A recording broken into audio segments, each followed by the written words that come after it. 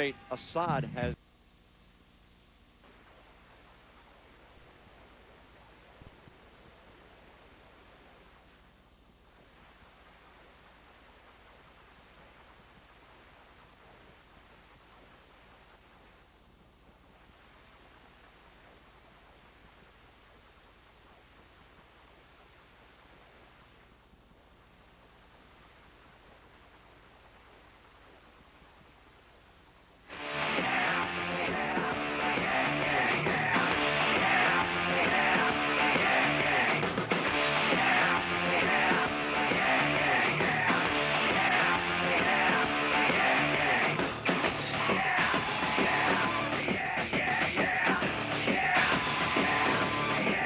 Welcome to Sam Boyd Stadium in Las Vegas, Nevada. It's EA Sports Supercross presented by Speed Stick.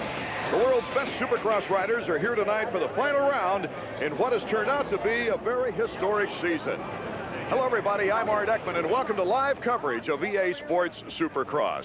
We're going to get to the track for all of the action pretty soon, but first of all, let's check out a preview as to what to expect on tonight's show. I'm David Bailey. Now, it's not enough that Carmichael has already wrapped up the Supercross title and that he has the #1 plate from McGrath. Tonight, he wants McGrath's record, set at 13 in a row back in '96. Ricky's got 12 in a row. This is the last round. I'm Davey Coombs. To get that record, Carmichael's going to have to worry about a lot more than just McGrath. As we saw last week in Salt Lake City, a half-dozen guys could get up there and beat Ricky. I'm Jamie Little. Ernesto Fonseca beat the best of the West, but can he beat Travis Pastrana? We'll have to find out tonight. Hey, I'm Jeff Emig. I'm going to crash the booth and join David and Art tonight. And I'm Robbie Floyd. I'll be in the pits tonight showing you everything going on behind the scenes, including this guy's new ride. The sun is setting here at Las Vegas. A great crowd on hand. They're still filtering in from the pit area. David Bailey, this year's track doesn't leave the stadium like in years past. No, and there was a lot of people going, man, it's not going to be as good. But I'll tell you what, from the moment I saw the track, I like the layout. It's excellent. There's the start, a little bit shorter. That first corner is going to get interesting, but this next straightaway, there's just jumps all the way down the straightaway. If you do it right, you can triple through there 4 times. But I've seen guys mess up. Even Ricky Carmichael has made mistakes through there. There is a big triple right there. Another one over here. But this long whoop section leading up to the finish line, I always like it there because if you got a last-ditch effort, that's a great place to make it all happen. Then this sweeper, as they complete a lap, most of the riders are going there. Some guys, I think, later on in the night, are going to pull right in there for the block pass.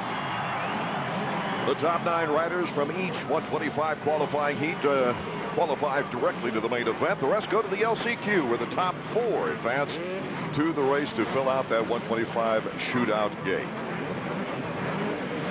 Dave Coombs Sr. was a champion of the young riders. It was his thought back in 1985 that this class should take place to gain these people more experience before banging bars with the big boys in the 250 class. You saw Travis Pastrana. There's Nathan Ramsey, the runner-up in the 125 East Division to Pastrana. Michael Brown also was competitive throughout the season after coming back from a couple of seasons on the motocross circuits in Europe. The GP class, where he placed 3rd the 2 years he raced for Honda of Britain. So we're at the gate getting ready for our first qualifying heat, David Bailey. Lots of excitement here in Las Vegas. Well, what I like so much about it is that as you look at this gate, normally you've got a heat race and there's about 3 or 4 real heavy hitters in there. This is a main event, basically. You got Pastrana, Ramsey, Brown, Way. I mean, that right there is a fight. Then you go back in, you got guys like Kelly Smith, Sellards, Gosseler. I mean, this is incredible. The fact that they're going to have to weed this pack out and go up against the West could be better than the 250 class. There's a problem with Christopher Gosseler's bike. Let's go down to Davey Coombs. Well, Art, you hit it right on the head. Chris Gosseler, they're having a little problem with the Fast by Ferracci Husqvarna. They're trying to change the spark plug. They have to hold up the start for a minimum of 2 minutes, actually a maximum. They'll give them 2 minutes to get on the starting gate. Otherwise, straight to the LCQ for Gosseler. That's not a good feeling. As a matter of fact, the first ride I ever had when I signed with Honda, it wasn't a big race, but just it was down in the Florida Series. That's what happened to me, and that's when they first went to water cooling. So the radiator in there and the shroud that covers all that makes it difficult to reach. Luckily, the bike's not really hot yet, or he'd be in there burning his fingers. 30-second board waits. And all the riders are looking over at the Husqvarna to see if he's about ready to go. Pastrana won this 125 East Division by 8 points over Nathan Ramsey. It looks like 51 moved into the gate area now. Number 51, Gosler, let's keep an eye on him out of the start, because you know his nerves had to be racing, and that's happened to me before, a disaster right before the start. One time I forgot my goggles, realized it when it was time to put them on. I was so flustered from having somebody run to get them, whether I'd have them in time. I ended up getting the whole shot. Gosler's capable of getting a good start. But you really look to number 1E, number 1 in the East Division. Mike Brown, number 100 now. The board is sideways from 5 to 10 seconds. The gate will drop. And the Dave Coombs Sr. 125 shootout is underway. Kelly Smith, number 35 on the KTM. And then Pastrana's right there with him. And Gosler's in third, battling it out for second place. And you see already that tough rhythm section all the way down the front straightaway there. That's difficult on the first lap because guys are jumping all through their different ways. It's real scary when you're in a pack that thick. So Pastrana now has taken over the lead. He's a money player. Last year, he got edged out for the 125 East title and still walked away with a banner year winning this 125 shootout here in Vegas. And what these guys are struggling with right now is they haven't ridden the track. It's been a little while since they were out there in the practice session. They put some water on it, and these guys are the first ones on there. Travis finding out some of those slippery spots where the water hasn't dried all the way. Real battle is shaping up now for second place. Kelly Smith is in there, but look at Mike Brown, number 100 in the pro circuit, Kawasaki. He makes the move out in front as they complete the first lap of our qualifying heat. Pastrana just simply pulls away as Mike Brown moves into second. And look out, here comes Fonseca next. Actually, Nathan Ramsey, number 28 on the four-stroke, riding the same bike as Fonseca. So it's Pastrana, Brown, Smith, Ramsey, Way, Gosler, Elliott, Sellards, Riddle, and Hoffmaster. Look at down that straightaway. These guys don't even have Pastrana in sight anymore. But now the guys that are in second and third are the kind of riders that can chase him down, but they got a lot of ground to make up. I have a feeling even if they ride the best they can, all they're going to do is match Travis's pace out front, so unless he makes a big mistake, he should be gone. Pastrana with a 4-second lead already in our opening qualifying heat. I wasn't that impressed with him this afternoon in practice, and part of the reason was each time they went out there, he was the first practice session to touch the track after they'd watered it, so he really was unable to establish any kind of a rhythm, but he's got it going now. Mike Brown, there's Kelly Smith, along with number 23, Nicholas Way, out of the state of Michigan. See that Nick Way has a real opportunity to get in there and make a block pass. A lot of the corners here on this track, this one too, coming in this right-hander, Nick could go in there on the inside, put a block pass if he's a little closer. He's trying to be safe right here, just get to that main event. So the only battles right now for contention are for second place and then for fourth. And this is the fourth place. Nick Way trying to challenge Kelly Smith, going to the inside. But Kelly Smith has good acceleration with that KTM. Had a pretty good line. Nick Way reaching up to clear his vision through that whoop section. That's where he can really make up a lot of time. He gets a good drive right there, but Kelly recovers. I've been impressed with Smith. I'm also impressed with number 51, Gosler, after getting the new spark plug. Well, I know he's fast. No question about that. See him cut across the inside right here. Not quite as fast of a line, but if you're close to somebody, it's a great place to put on a pass. There's our leader, Travis Pastrana, on the upper right, leading by 3.9 seconds. And his lap time's just underneath the 53-second barrier, 52.8. His last lap, his best lap of 52.5. And the next closest rider is Brown and Ramsey. Those guys running 53.1, so a little bit slower. I don't see those guys able to catch him. I mean, Travis really has risen to the occasion here in this heat race. I thought he looked terrible in practice, but he's recovered well. Number 35, Kelly Smith, is the only holdover for the new KTM team from last year. He got the whole shot, led 6 laps, and scored his only podium of third at St. Louis. As we go to the battle for second place now, Mike Brown with a little cushion on Nathan Ramsey. Ramsey won in 1999 the 125 West Championship. Even though he had an excellent year this year, he was unable to pick off the championship against Travis Pastrana in the East. Well, Brown cannot relax at all. Ramsey is right there. He's got a couple of places where he can do a little bit different timing than Brown out front. The rest of the track, he's just trying to stay as close as he can, get into a good rhythm, think about what he's going to need to do in terms of the bike setup, which tire choice is going to be the best. Look at the run he has here. Here comes Ramsey. Ramsey cuts in, and Brown now reestablishes the lead. White flag lap. Final lap. Now watch the difference. See, Brown has to go across that inside and protect that line. Now watch the difference in timing right here. If Ramsey can triple all the way through, he should be able to pass him. There he goes. Ramsey. They rub plastic, and Ramsey secures the spot in third. That wasn't a dirty move. It was just an aggressive one going, you know, if I turn too sharp and I'm too nice here, Brown will get me back. So we wanted to make sure that pass was made. Ramsey moving from third to second when passing Brown. Brown had a win here back in 1995 at the 125 East before it was a 125 shootout. Here's our leader, Travis Pastrana. Boy, he likes to win the big ones, doesn't he? This is our first qualifying heat for the 125 shootout. Does the knack-knack as he comes across, taking the checkered flag. So Travis Pastrana now with his 7th heat win on the year. Watch this, Nathan Ramsey coming into the inside. He's got the line. He just doesn't give Brown any room. Brown's the kind of guy, if he's just a little bit too nice right there, he'll ride right back around it. He already did it once. Ramsey wanted to make sure he got that second place and a better gate pick for the main event. Yes.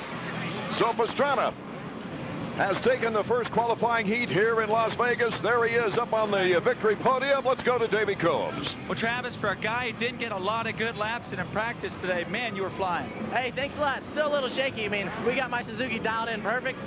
Got out there to a great start, but still struggling a little bit with the track. Well, interesting to see what the Fonseca can do in the next one, but it should be a great main event.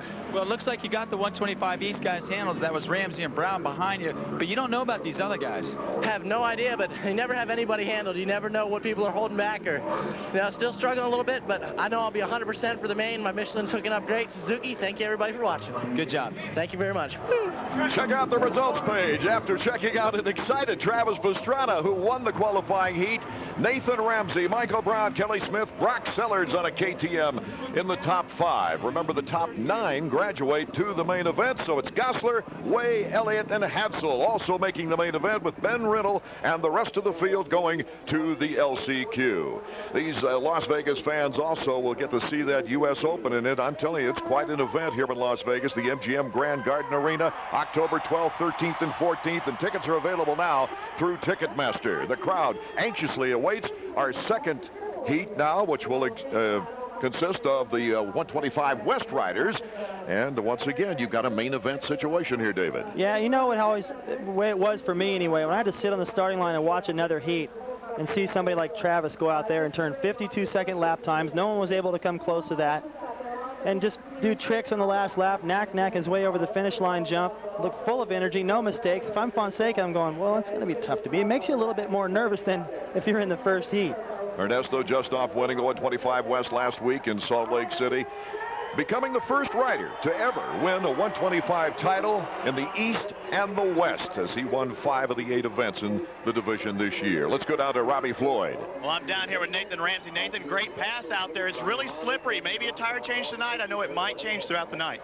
You know what? My Dunlops are hooking up really good out there, so I'm going to stick with what I got. I was just being a little anxious. It was a little bit wet right there in that first race. So, you know, it's really tight. It's hard to pass, and without making an aggressive move, you know, that's kind of what you have to do. So I'm going to go out there, try to get the best start I can, because I think that's super important. And I'm just going to ride hard for 15 laps, and I think that my Yamaha Troy Fox bike will do good. I think he's ready to prove a point. Back up to you guys. You think Nathan Ramsey was giving us a little preview that there might be some bar banging here tonight? I know that's going to be the case, and we might see it all right in the first turn to start things off, but definitely to get around, you're going to have to get aggressive, because these guys are all so equal. Now to the 125 West, our favorite, of course, is Ernesto Fonseca, but he's got a teammate on a 2-stroke. Justin Buckaloo right there, number 38. Roderick Taine out of France, number 32, is also in there, as is Grant Langston, number 111. Last year, winning the 125 GP Motocross Championship in that worldwide tour out of Europe, and then coming right to America to get into the Supercross scene. The 30-second board is up for our second qualifying heat here from Las Vegas. It is sideways. We're almost set to go. Ivan Tedesco also in this field, along with Travis Preston, David Pingree, Greg Schnell, and we're off and running. 2 KTMs out in front. It's Pingree 46, 111 Grant Langston. Fonseca just to the left of your picture, trying to work his way into things, but he got pinched off right away. He's ahead of his teammate Buckaloo. But Langston and Pingree have been getting the starts lately. These guys have got it dialed as KTMs are hooking up off the gate. It took Pingree a little while to get used to that. He said he kept wheeling. It was hard to figure out the clutch, the type of play that it had, but he's got it figured out now. KTM was struggling a bit. Here comes Grant Langston as he triples over David Pingree. Pingree riding with very sore ribs. Had to pull out of the last race in Salt Lake City. As Grant Langston now just simply takes off. This young man is probably the most improved rider of the 125 ranks. Grant Langston, our leader. He is, and you know, I don't know so much if it's that he's improved that much or we just didn't give him that much credit in the first place, but the guy, boy, Pingree almost going down right there. That Langston has really got it figured out. If he adapts to the outdoor tracks here in the U.S. coming up next weekend, as fast as he did Supercross, these guys, we may see a world champion come over here in his first try and win the national championship. Ernesto Fonseca with not a very good start, back in 7th position. He's right behind Tedesco. There he is, jumping all the way over that little bump there. He's making up some time there, but oh, slippery section right there. And what makes that so difficult to read is they got a lot of sand right there in between those two jumps. These guys are spraying it out over the top of what normally would look slippery. He didn't notice it and washed out. So a surprise right off the bat here in qualifying. Ernesto Fonseca, the champion, goes down on the track. Another look. To the front wheel, he lost it. As soon as he tried to lean into that corner, the front wheel just hit a little nub right there. It was like ice. As soon as he went over that bump, front wheel washed right out, and that's just going to ruin his chase. There's no way he can come back from the laps that are left and win this heat race. So Travis right away has a big advantage heading into the main event versus the East and West champions. Grant Langston coming into his first Supercross season, let alone his first season in America, has progressed remarkably fast. He was 19th in the first race this year. Had 2 podiums in mid-season, a 3rd at Anaheim 2, a 2nd at Phoenix. And then he led the entire race at Houston, only to lose focus and crash on the last lap. He was in tears after that. He knew he had it wrapped up, and then he came back and won in Irving, Texas, the very first KTM 125 Supercross victory in America. He looks good right now. There's the mechanic. Tell him just flow, just relax. He's got a big lead now. Pretty good battle for second going on behind him, which helps him pull away because you see Pingree right here and Travis Preston. There goes Preston. They've been block passing each other a little bit and holding up the pace. And that's what makes the lead by Langston look so big. So Preston making the move. Preston's going fast to the whoop, just like when he won in Houston. We'll get around to that. If he gets a little bit closer to Langston out front, I think that's going to inspire him to just pin it through those things and really try to make up some time. And we talked about Fonseca being way back in the pack. So is his teammate Buckaloo, 16th. Just saw him go by trying to bend his levers back straight, so he must have gone down somewhere. Not a good heat race for the Yamaha Troy guys here. Travis Preston, number 40, was the 3rd different winner of the 125 West this year, with Husqvarna's very first 125 Supercross win. That was in Houston after Langston went down. The track is improving right now. You see Tane starting to join this battle up front. He's got Tedesco right behind him. Fonseca, who was right there, has worked his way back up to this battle. Here comes Tane in that rhythm section. Hold on, Pingree. Fonseca, 8.7 seconds behind Grant Langston, who you see up in the upper right. Pingree and Tane still battling it out. Langston, Preston, Pingree, and Tane, the top 4, with Ivan Tedesco in the top 5. Check this out. The lap times of Langston out front, 52.4, a tenth faster than Travis in that first heat. The track is getting a little bit better now, a little bit more broke in, not as slick, but still, that's fast. I didn't think Langston had it, but he is on his game right now and ready to take it to Travis Pastrana. Last time these guys squared off at the Motocross of the Nations, Langston was pretty tough. White flag is out, the final lap. Let's check in with Davey Coombs trackside. Well, David, you were asking about what might have happened to Justin Buckaloo. He has no damage to the bike, but he fell on the slick stuff. His gloves are muddy. He's having a hard time holding on the bike. It looked for a second there like he was going to try and pull the glove off. He's just going to finish out and head to the last chance. There he is right there. His teammate Fonseca is doing much better. He is all the way back. He got around Pingree, Langston's teammate.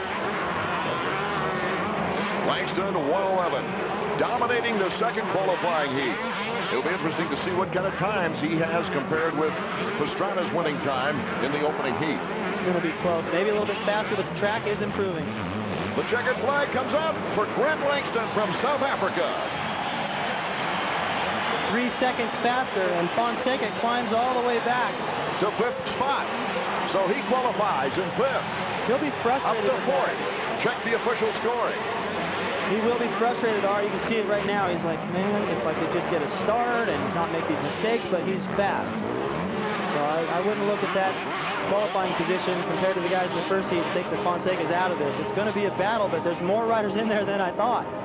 Grant Langston putting on the hat and the goggles as he makes his way up to the victory podium. It's been quite an improvement, a great year for this young man. Let's go down to Davey Coombs on the podium. Well, Grant, we're trying to figure out if you're the most improved 125 Supercross rider we've ever seen, or if you just had a really bad first night. Well, I think a bit of both. I mean, the first night didn't go as good as I expected, and you know, slowly the season's gone. I've steadily improved, and bike's working great. KTM Red Bull done a great job. Michelin tires, everyone done such an excellent job to get me up where I am. It's a whole team effort, and without them, I don't think I'd be here. As for the shootout, you've raced with Travis Pastrana before, the Motocross Destinations last year. You beat him there. Can you beat him in a Supercross race? Well, Travis is really going well. I was watching him there. He's really fast, and you know, he's pretty much dominated the East Coast, so he's going to be a real difficult guy to beat, but I really hope I can beat him. I'd love to do it tonight. Good luck in the main, Grant. Thanks very much.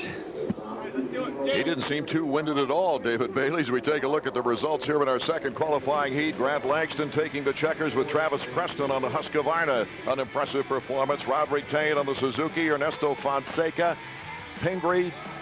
The two Johnsons, Keith and Kevin, their brothers, out of Albuquerque, New Mexico. Ivan Tedesco, who's had some impressive rides this year, including a second place at Salt Lake.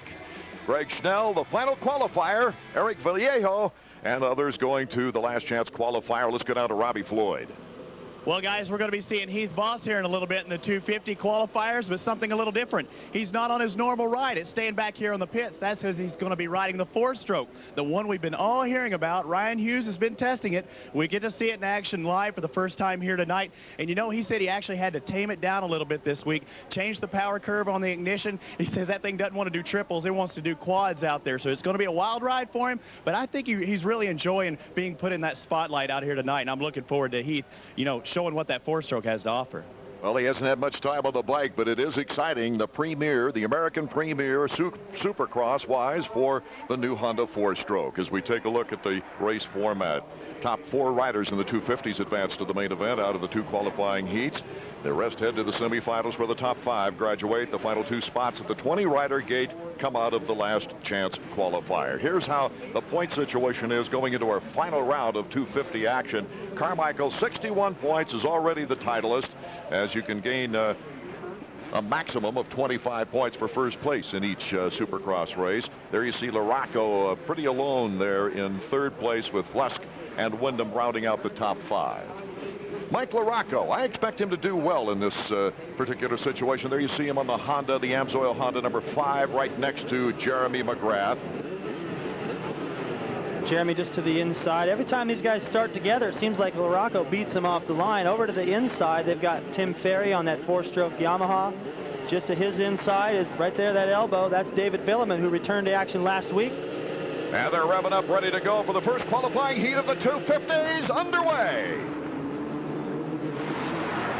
McGrath with a great start. Ferry goes down in a big log jam, including Vuillemin and several other riders.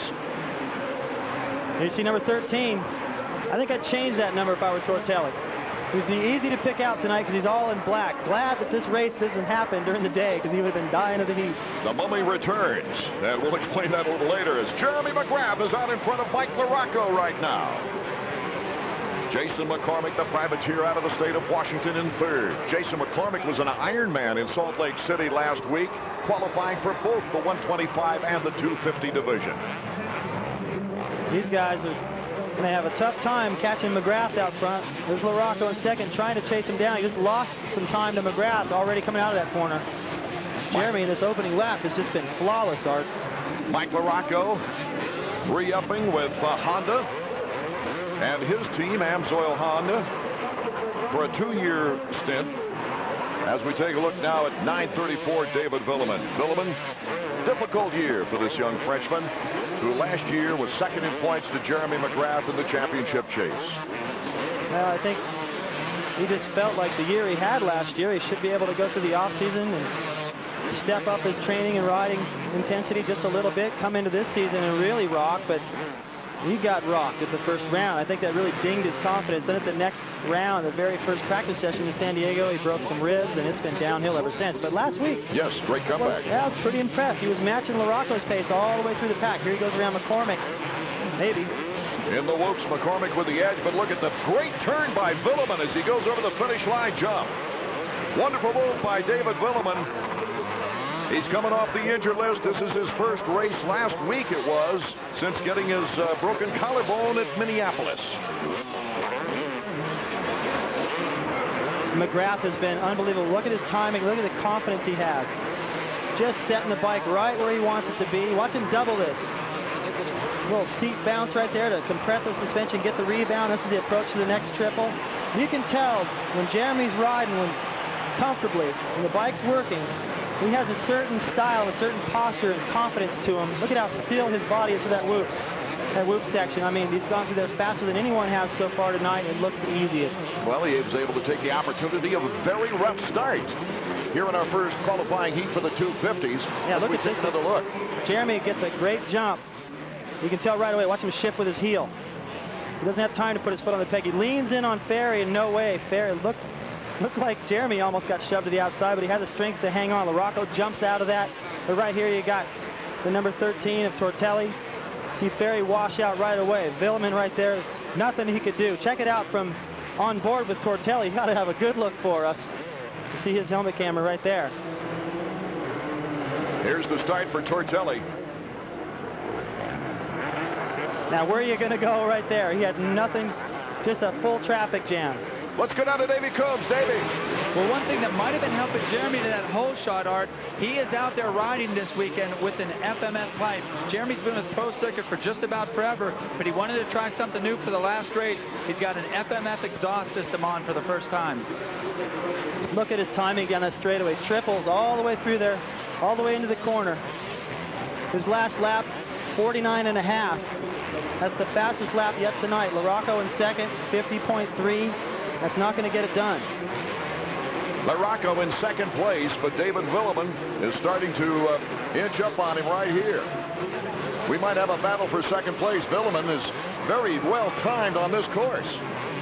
See, he just did that double right there behind LaRocco, but he wasn't able to get to the inside the way McGrath is out front. So even though he jumped it, he didn't really make up the time. Watch the whoops. Here comes Vuillemin, but LaRocco gets his way through that whoop section. LaRocco is amazing when you consider this is the third decade he has raced 250s in. It's his 177th 250 Supercross start if he makes the main, and right now he's in second place in this qualifier. Top 4 get the transfer to the main event. Well, now he's getting a real battle, a little taste of his own medicine. He's always the guy coming through the pack, putting the pressure on, but Vuillemin is really riding well, Art. I mean, it's the confidence he gained from last week in the same situation, chasing LaRocco up through the pack. He's able to study him. Now watch, see if he goes for this double again. Now LaRocco's doing it. Through the air, he slides forward, puts his foot out so he gets the corner made a little quicker, but they're still not catching McGrath. Almost a 6-second lead for him. McGrath issuing the statement that, Ricky Carmichael, if you're going to tie my season records, you're going to have to earn it here tonight. By the bar! And LaRocco tries to get the advantage. Here they come over the finish line jump. LaRocco really holding on. Now, you might remember last year here in the Vance Triple Crown, these two really got into it.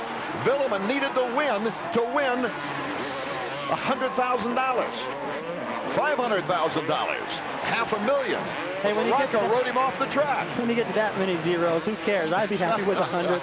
Yeah, that was, these guys got something to prove to each other. Vuillemin does not want to let LaRocco get ahead of him again in this, and LaRocco's going, hey, stay back there.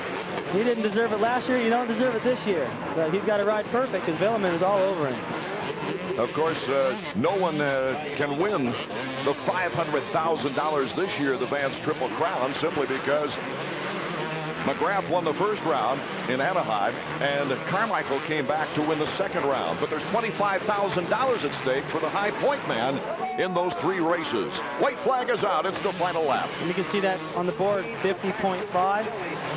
McGrath still hovering around that 49-second mark, so he's still getting away from these guys. Less mistakes, a little bit aggressive, more aggressive here and there. This is coming into the sand pit. He overjumped that a little bit. That's the first mistake I've seen. He still gets over that double, no problem, right to the inside. But he just looks good, Art. You can tell when McGrath is on. There's the knack-knack. He's feeling it. Jeremy McGrath, he might have come in second this year to Ricky Carmichael, but he had a good year. The 7-time former champion, 2 wins, 10 podiums in the 15 rounds. The checkers are out. The checkers are flying for Jeremy McGrath. The flashbulbs popping. Jeremy takes the heat win with Mike LaRocco holding off number 934, David Vuillemin on the Yamaha. Great race for second place, and the 2 riders acknowledging each other. Look at David Vuillemin. He pointed back to LaRocco saying, good race. Yeah, thumbs up. I didn't think I would see that. He was real frustrated last year, but I think he's having fun. I mean, he didn't ride the whole series. Nothing's really at stake here. He's just getting tuned up for the outdoor season next week. For the comments from Jeremy McGrath, let's go to Davey. Well, Jeremy, this is your last chance to beat Ricky Carmichael this year. If you ride the main event like you did that heat race, wow, he's going to be in trouble. Well, I hope so, Davey. You know, I got to thank Skip and Yamaha and the Yamaha team. We spent a lot of hours this week working on the bike, and we kind of been chasing our tail a little bit, and I think hopefully tonight I can show that we made some progress this week, and I would like to stop that streak for sure. Right now, the score is 13-12. Is that the most important thing to you right now, is just keeping up for that record? Honestly, I mean, records are records, and yeah, I'm stoked I have the record. I'm not stoked that he's going to try and beat it. But honestly, I got to get back to winning races, and that's what it's all about, and it's been a while, so I'm ready for one. Good start so far tonight, Jerry. All right, thanks. McGrath won it. Tim Ferry, who had his best finish of the year at second place last week, did not. We'll have to go to the semifinal round. McGrath, LaRocco, Vuillemin, and Tortelli. Sebastien Tortelli coming back from that wreck in the first turn to qualify for the main event. Let's go to Robbie Floyd now. Robbie? Well, guys, you know I'm a big MC fan out there. He's won here the past 2 years. He's got to be the favorite. That guy is such a winner. He's winning so much, I've even got to wear some T-shirts by MC out there. You can check all this stuff out at pacesupercross.com. You can also find out who the leaders are in, the race while you're watching it. Just check it out on the internet at pacesupercross.com. One thing you won't be seeing out there, MC's out in front, but his arch rival, Ezra Lusk, is not going to be out there tonight. He had a hard fall earlier in the week. They say he might have some broken ribs. It's a tough, battle for Yogi, but he's looking for that National Series. We're not going to be seeing him out there tonight, and I know for one, I've been looking forward to it after watching him at Salt Lake and Dallas the past few weeks. Robbie, that was a bad break, that crash in practice, David Bailey, because toward the end of the season here, he's looked like the only rider looking like he believes that RC can be beaten. Yeah, and he did beat him twice in his heat race, but you know what I'm noticing here? Is when you got something working for you, don't mess with it. But Ricky's obviously confident enough. See that outfit? That looks like something brand new. I haven't seen it before. Maybe that's Fox's next year's stuff. But Ricky, I thought, was just going to stay with that all-orange outfit. That's the outfit he's worn through this entire streak, all 12 race wins. And he's changing his outfit here at the final round. And I don't know. I don't know if I would have the nerve to change right now. Kevin Windham, there's Heath Voss on the new Honda 4-stroke. Well, he's been superstitious in the past. He's never really liked changing anything on the bike once he gets it set during the season either. Well, this is, they're trying to market number 4 and show off the new duds, and they look good, but I don't know. I think I would want to stick with what's been working. This is a lot at stake, 13 in a row. 32nd board is up for Ricky Carmichael, Kevin Windham, Stephane Roncada, Michael Byrne out of Australia, Heath Voss, the veteran privateer, Kyle Lewis, Michael Craig, another veteran privateer, and we're ready to go now for the second qualifying heat of the 250s.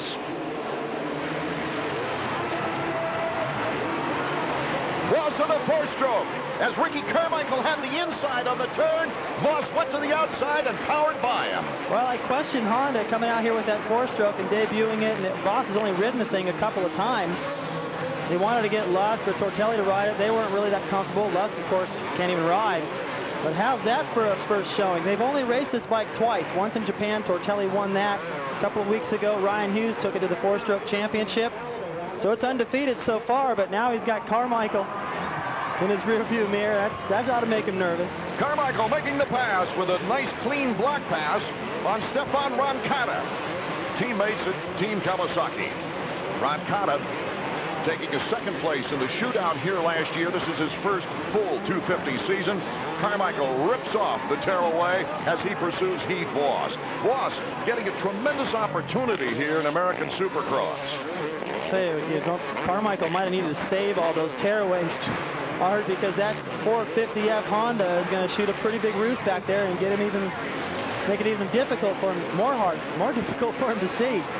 Voss's best performance last year as a privateer on a two-stroke was right here in Las Vegas. In fact, it was the top privateer performance of the entire season as he took an 8th place finish in Las Vegas. But right now, he's qualifying for a great gate position with Ricky Carmichael, the already crowned champion, right behind him. Here comes Carmichael. Goodbye. He just blitzed by him. Well, that's what he's been doing all year. It doesn't mean that 4-stroke doesn't hook up better through there. It's just that Carmichael has just been on a roll. You can't stop this guy, and when it comes time to really just going through a section with a lot of strength and nerve and the roll that he's been on this year, he's going to pass you there, especially a guy like Voss, who's not necessarily a top 3 or 5 guy, but a top 10 guy for sure. That's just not good enough to get it done against Carmichael, though. Well, this is a good test of that machine, however, as Voss, as we mentioned prior, has not had a great deal of time on the Honda 4-stroke, number 26. I think they would really like to see Ryan Hughes ride it after his success in that 4-stroke championship, but it just doesn't make sense for Ryan to just step into the last race of the year. I mean, it's a real interruption in his plan to come into the outdoor series really strong and remain a little bit of a mystery. All I hear is how fast Ryan is. Every time he tests with Tortelli or Lusk, he's a couple seconds a lap faster. He says he loves the bike, has a lot more time on it. He doesn't want to ruin his chances of making a good showing next week. Here's the new 250 champion, number 4, Ricky Carmichael in the lead now. He's won 12 in a row, 13 total in 15 rounds. Let's take another look at the pass, David. Carmichael just getting aggressive through the whoops. Voss right down the middle. Hits a couple with the front wheel, slows his momentum. Look at Ricky, just pinned. Make sure he steers clear of Voss so he doesn't have to change his line halfway through that whoop section, which would be pretty tough to do. No problem down to the inside. He positioned himself to the right, so once he got ahead of him, even if he just got even, he'd be in there for the block pass. Now he's moved all the way back over to the left, which is a section of that whoop section he likes a little bit better. Those fans who have seen telecasts in the past, well, we'll go now to Stephane Roncada. As Roncada has taken over second place, Heath Voss still in qualifying position at 3rd, and with a good lead on Kevin Windham. But does he have enough time? That's the section right there where Voss is really struggling. Carmichael tripling his way all the way through there. Roncada that time getting through that a little bit better timing. Still a good showing for Voss, though. I mean, just to put that thing in the main event, he's still ahead of Windham. He's in a tough heat race right here, and for a debut, for a guy that hasn't ridden that bike very much, I'm impressed. He's obviously got the power. Carmichael is so light. He's just like a flag on that 250. He's been getting most of the hole shots this year, and Voss smoked him to the first corner. Voss goes to that semifinal round quite a bit, as he's won 4 semifinals this year. But he has made it out of the qualifying heat a couple of times to the main event this year. That first heat race, fastest lap by McGrath at 49.3. Carmichael hasn't matched that yet at 49.6. That last lap, 50 seconds. Let's go to Davey. Well, guys, you were talking about Heath Voss. Let me tell you something about his afternoon. To be thrust into the role of American Honda factory rider just blow most people's minds. Heath decided to stay in his own camper. Rather than sit next to Ezra Lusk and Sebastien Tortelli and sign autographs, he went over and stayed in the privateer section. Heath Voss just trying to keep it real, even on that CRF450R. Well, he's got a great desire to race. He loves to race. No question. As he works on his own bike, he drives his own van at times. Here comes Kevin Windham, number 14 of the Team Suzuki. He's testing Heath Voss right now as we have less than 2 laps to go. It's hot out here. It's dry. Everyone's mouth is dry. And right about now, or maybe even a couple laps ago, these guys really start to feel that. Fatigue is going to be a big problem tonight. Voss is pretty tough. if he gets another start like that, sure, there's going to be 3 or 4 guys that are able to work their way around, but he can still stay up in there for a good finish. I think last year here was the best finish he'd ever had at that point. Carmichael making his way through the lappers has the big lead. Voss still holding off Windham for 3rd place. This is the only battle left. I think Windham was just patient, going, okay, let me just get close. When we get to that whoop section again, that'll be that. Good momentum. Can he hold it? Can he pin it? Voss takes advantage of it. You know what I like about Voss? He's pretty sharp. He's going to get the white flag. He's just got to hold him off one more time. But he moved over to the right, going, okay, well, Windham is faster. He's going to have to ride around the outside of me. He's taking all the right lines to keep Kevin back there. Looked like they were touching some plastic as he heads into a very strong part of the course for him. It's a rhythm section. Here comes Windham. Not quite enough to make the block pass on Heath Voss. His heart must be pounding, going, okay, here comes the whoops. Get the right line, get a good run out of the corner. He should be able to hold Kevin off. It's the only place I can see left for Kevin to make the pass. Checkered flag for Ricky Carmichael.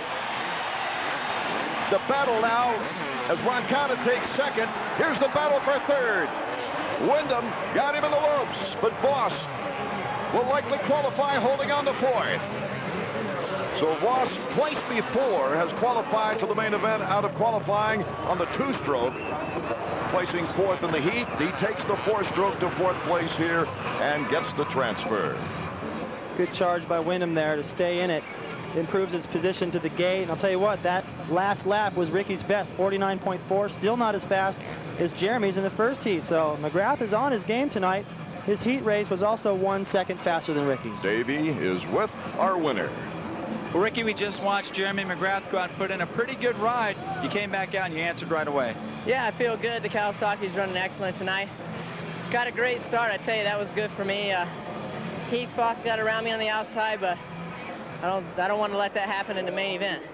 You have that 13th win on the line, but I got to ask you, you changed your clothes after all those wins.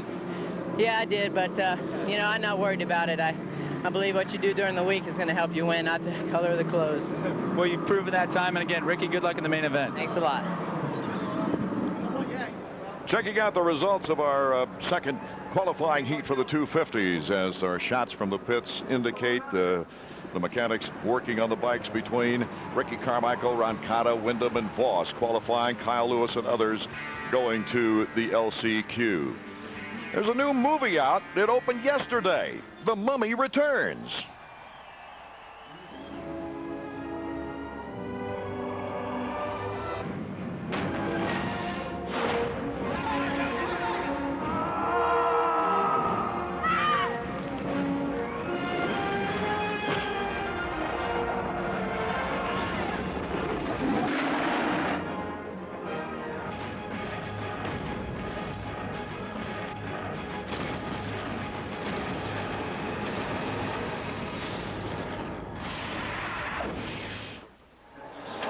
So what does this movie have to do with Supercross? How about it, Robbie? Can it get any more evil than this? I mean, the Mummy Returns. Sebastien Tortelli runs the number 13 plate. He's got the Mummy Mobile out here. This dude is looking vicious. All black. Can it get any more evil, Art, out there? I don't know. I don't think this little McGrath bear, this Pastrana bear, is going to have a chance. Not in my book. I mean, come on. You got to be kidding me. Sebastian's got to be hating it, though, right now. He has no luck whatsoever tonight. Did come back very well after that first corner crash to qualify, and you got to hand it to him for fighting that hard. You know, Ricky Carmichael started his preparation for the season before the National Motocross season was completed last year. A heavy conditioning program led to wins at the Motocross Nations in the U.S. Open right here in Las Vegas. He was anxious to capture the lone remaining title that eluded him, but the sports icon Jeremy McGrath stood in his way. He's a great rider. It's not, you know, it's not that he's just good mentally. He's a good rider, period. So that's why he's tough to beat, you know. I think Jeremy gets tired of the press making such a big deal out of me because, I don't know, I think Jeremy thinks I'm good, but he probably thinks I haven't proven myself yet in Supercross. If I was beating him, you know, he'd probably respect me a little more, but I think I need to beat him. if I don't win, I don't know how I didn't win, because I worked harder than anybody. Those comments were back in December, David Bailey, when he was wearing orange. And you know, at the time, I had interviewed McGrath almost at the same time on the opposite end of the country and asked him who he thought would be his toughest competitor, and he thought it would be Vuillemin. He knew Ricky would be fast and get some race wins here and there, but he just thought that if he just gave enough pressure to Ricky that he would just self-destruct, make his own mistakes, like he always had in the past in the 250 class, each of those 2 years. But Ricky really surprised everybody, and like he said in that interview, he goes, I don't know how I could lose because I worked so hard, and I'm glad it paid off for him. 5 months later, Carmichael has the #1 plate in Supercross. Hard work, determination, it all paid off. We sat down with the new champion for his thoughts on this current season. When I got that #1 plate, it felt like a big load off my back. It was really a good feeling, and you know, that's what I've been working for. I've got every title. I think every kid that races 250 Supercross, this is their goal, to win a 250 Supercross title, and I did it, and now it's all about the record books. How did you win the thing? I think, you know, the training in the off season and getting the bike right. The bike was a lot better this year for me, for sure, without a doubt. And I think, you know, the 2 combos and starting to win consecutively like I did, that's how I won it, and being mentally strong. And I suppose it made it even better beating Jeremy before anything happened to Jeremy or he retired. What about beating Jeremy, the feeling? Okay, well, you know, beating like earlier in the year when I was winning all these races wouldn't be awesome to win if I didn't win the title. It wouldn't mean nothing to me. And to beat Jeremy before he retires, you know, is awesome. That's the one thing I wanted to do, because everyone thinks that I'm the next guy after Jeremy leaves, and I don't want him to win, you know, and somebody say, well, Jeremy probably would have won it if he, you know, if he was racing. So now that's not the case anymore, and, you know, I'm happy to be the guy that, you know, could get the championship from him, and I put a lot of time in, and in the back of my mind, I knew I could do it. It was just a matter of when it was going to happen. I've won quite a few championships outdoor, and you know, I know what it takes, and I know you need to be consistent, and that's what I did. The big crash could have ended the championship run, but you refused to let up in your style. Yeah, it definitely could have put a damper on things, but you know, I'm out there, I'm racing hard, and that's my riding style, and you know, I was just trying to go fast, trying to get that fast heat race win, and heat race time, excuse me. And, you know, I was just out there riding hard, and I made a mistake and crashed. And like you said, it could have put a damper on things, but luckily it didn't. And I was able to win that night, the main event. Every time I do something like that, you know, what I did in the whoops there at Detroit and Houston, every time I make a mistake like that, I learn. That's just part of more learning process, you know. It took me 2 years of crashing and learning to get to where I am today, and every time I do something like that, it just helps me out more. I learn more. You know, when I crash like that, I say, I know what I did wrong, and I'm not going to let it happen again, and that's what I do. I learn from it and try not to let it happen. You just pushed the bar higher. I think I raised the level a little bit, and I think now that I beat Jeremy quite a few times this year, I think other guys are believing that they can beat him now, you know. He's a good champion, you know. He's not a jealous person, and I'm sure it's very tough for him this year.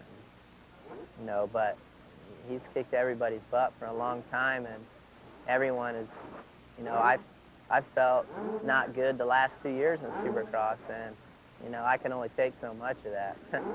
And I was willing to do whatever it took to get that feeling of winning back, and, you know, I'm just happy to be the guy that can do it, and you know, he's a great champion. He's handling it really well, and you know, he's being a good sport. Like somebody asked me yesterday, are you worried about the 13 race streak? And I told him, you know what? I'm just going to go out there and try to get the whole shot and see what happens. I haven't pressed the issue on anything this year. I let the race start and take it as the cards fall. If I'm behind, then try to work and pass people, you know, and that's the thing. I'm not going to go out there and try to ride crazy and try to win 13 races in a row. I'm going to get out there and try to get a good start and try to win. And if I can't, well, then I'll take second. But, you know, I don't want to. And like I said, I'm not going to force anything. I'm just going to let everything come to me. Ricky Carmichael won at every level, including mini bikes.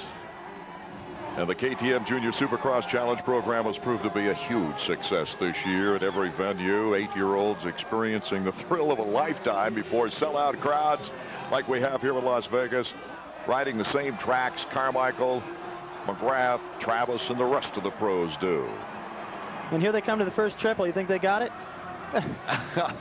That must look so big for these. Look at how tiny these guys are.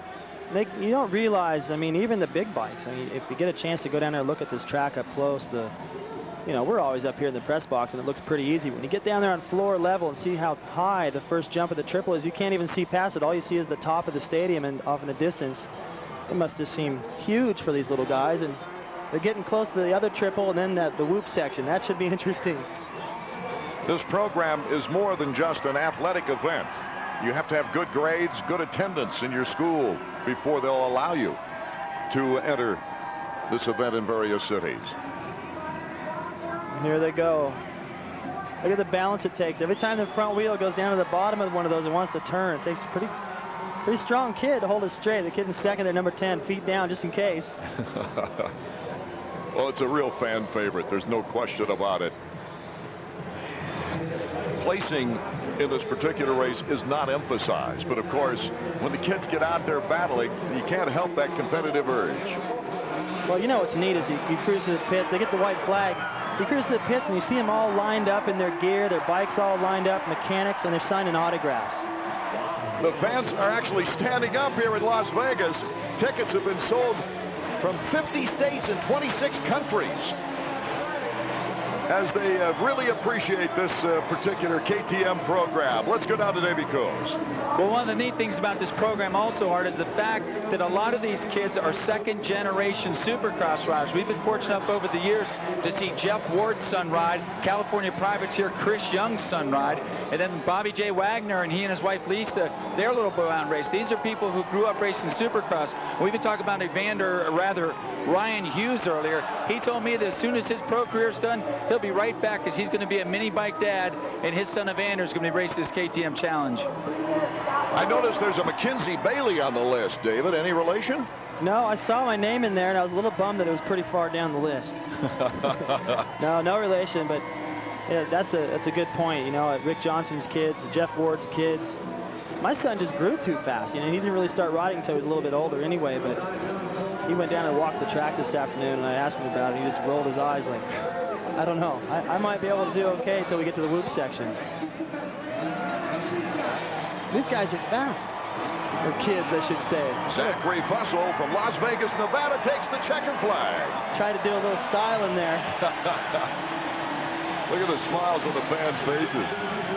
And you can bet there's going to be a smile on number 11, Zachary's face, when he goes up to the podium. Well, that's really terrific here during the intermission time after the qualifying rounds of the 125 shootout as well as the 250. Let's go back in the pit area. I guess, Robbie Floyd, you're back there. Yeah, I'm covering all my bases tonight, guys. Remember I told you about PaceSupercross.com. You can find the new RC shirt. You better get them while they last, because that RC4 is going to turn into RC1 here before long. You know, that junior class we just saw out there, it wasn't too long ago when we saw Ricky Carmichael out there on the 60s and 50s and stuff. And I think he still has the same cutout seat he had back on the 60s and 80s. He's got the cut-down seat. Chad really dialed him up nice. But something also different is the sag. Normally on a bike, you have about 100 millimeters of sag. Ricky runs it totally different, probably about 120 or so. He's riding basically a chopper out there. It's what Ricky likes, kind of a happy medium out there, and it must be working for him. But, man, this has been one fast kid, guys, and you know it as well as I do. Ever since day one, he has been groomed to be a champion. It's coming up this fall, EA Sports Supercross 2002 for Sony PlayStation 2.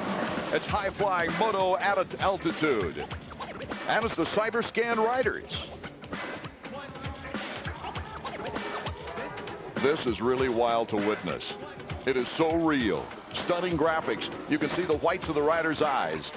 You want tons of Supercross, motocross, and freestyle? You'll get it with EA Sports Supercross 2002. Race a championship track or thrash your neighbor's yard. Real riders. Dynamite announcers I might include, David Bailey. Yeah, we went through the same process. That was pretty fun. And the graphics since the first game have improved so much. The kind of tracks, the handling of them. I didn't really like to play them that much because it was so difficult to just stay on the track. But now everything works much better, and it really looks like you're doing it. EA Sports Supercross 2002 coming this fall. Well, very few surprises, with the exception of Grant Langston in the 125 qualifying heat, taking that one. Ernesto Fonseca having trouble. It's been feast or famine, but more feast than famine for Ernesto, really. Well, he gets the #1 plate. I know he's frustrated. You know, you look at the way he struggled through that heat race. He's obviously got the talent to win, but remember Nathan Ramsey a couple of years ago. I mean, it wasn't until the very last lap of the last chance qualifier, which is what we're going to see next there on the starting line. Ramsey wasn't in position. A couple of guys fell right in front of him. That's how he made it into the main event. Then he won it all. Get a head start on your next ticket order. Log on to Ticketmaster.com and sign up for My Account and Express Ordering. While you're there, check out the Deal of the Week for great ticket offers in cities all over the United States. My Account and Deal of the Week exclusively through Ticketmaster.com. So the capacity crowd here at Sam Boyd Stadium in Las Vegas, Nevada, anticipating another action-packed qualifying heat as we get ready for the 125 last chance qualifier. And it's kind of interesting, really, that Ivan Tedesco from Albuquerque, New Mexico, Plano Honda, is in this one along with Ben Riddle, Team Suzuki. So we've got some real talent. Johnny Marley has been in several main events this year, along with Justin Bucklew, who started off like a rocket in the season. He was #1 in points for the first 3 rounds. There you see Justin right there, getting set for the last chance qualifier. The 32nd board is up. Number 88 is Riddle. 531 is Boniface. He's out of France and riding for Amsoil Dr. Martin's Honda. Matt Walker, also very good starter in this particular race. Look for him. Isaiah Johnson. He's logged many hours on the bike as well. This looks more like a heat race than the last chance qualifier. Sign is sideways. And the last chance qualifier from Las Vegas for the 125 shootout is underway. 4 will qualify. Johnny Marley going down before they even got to the first turn. Michael Kahn actually got the whole shot. But whoa, another pile up in the second turn. And that's number 88, Ben Riddle, Team Suzuki. And Michael Kahn, 172. Tedesco getting hung up in the first turn pile up right after Marley went down. Everybody's up and okay. It looked like Marley got run right over. He's up walking back to his bike. Olaf is our leader, number 64. He's out of the state of Ohio on a Yamaha. Well, look at this. Here comes Boniface. Boniface 531. A battle in the whoops for the last chance qualifier. He had a good run, but the whole deal is that whoop section is one mistake through there. You hit one of those bumps wrong and it ruins all your momentum. That's what happened to him.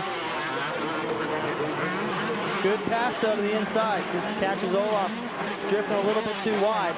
Olaf, Boniface, Bucklew in third, Tedesco. But it is Gio Tedesco, the younger brother of Ivan, who's in fourth.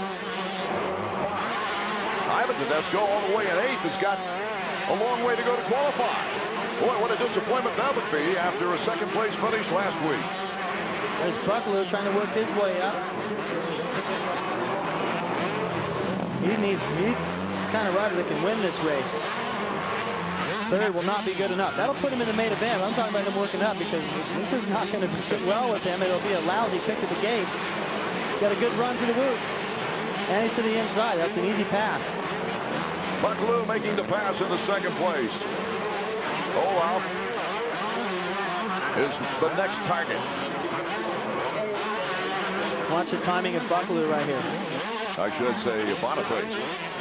Boniface and Bucklew, 1 and 2. Olaf now in third, Molly in fourth. Hoffmaster is on the bubble. Earlier today and then in the heat race, Bucklew was able to jump through that section, triple 2 or 3 times through there, and I never saw Boniface do that. Boniface is aggressive everywhere else, but I think that's Bucklew's ace. Maybe the whoops, too. That's coming up after this triple. Here comes Buckaloo. Taking a different route on the triple. There's Olaf, 64. Boniface, 531, having just a little trouble. Better speed for Buckaloo. Buckaloo to the inside. Boniface slips the block pass. White flag. Final lap coming up. Good battle here in the LCQ. Well, Buckaloo tried to just slow down enough in that corner so Boniface couldn't do what he did, but that was a great move to square back underneath him. And I thought Buckaloo was going to try and triple through here. That would have been a golden opportunity to pass him back to the lead. Now he's got to rely on that loop section again, and Boniface is going to be ready for that. Great shot of the height they get on that triple. Buckaloo with 3 podiums, including a win at San Diego in the first 3 races. Has 7 hole shots in a row if you count the qualifying and main events. But then he hit a 4-race slump.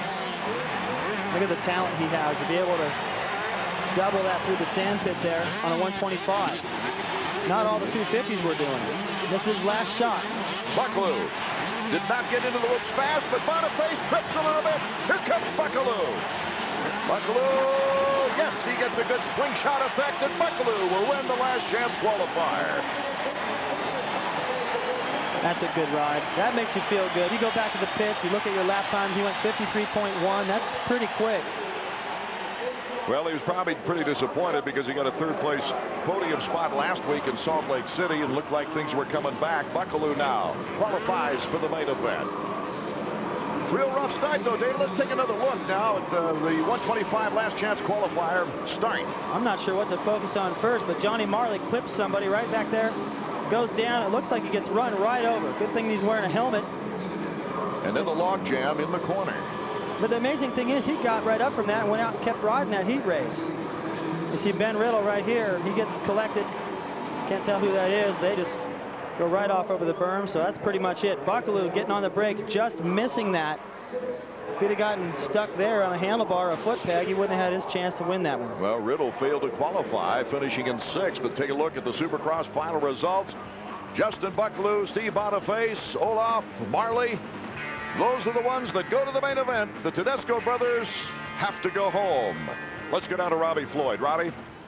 Guys, I'm down here with Ken Hudgens, Vice President of Marketing for SFX Motorsports. And Ken, everybody loves coming to Vegas for the final round of the Supercross. Robbie, Supercross is truly the destination of, it's unbelievable. We've sold tickets in all 50 states, 26 countries.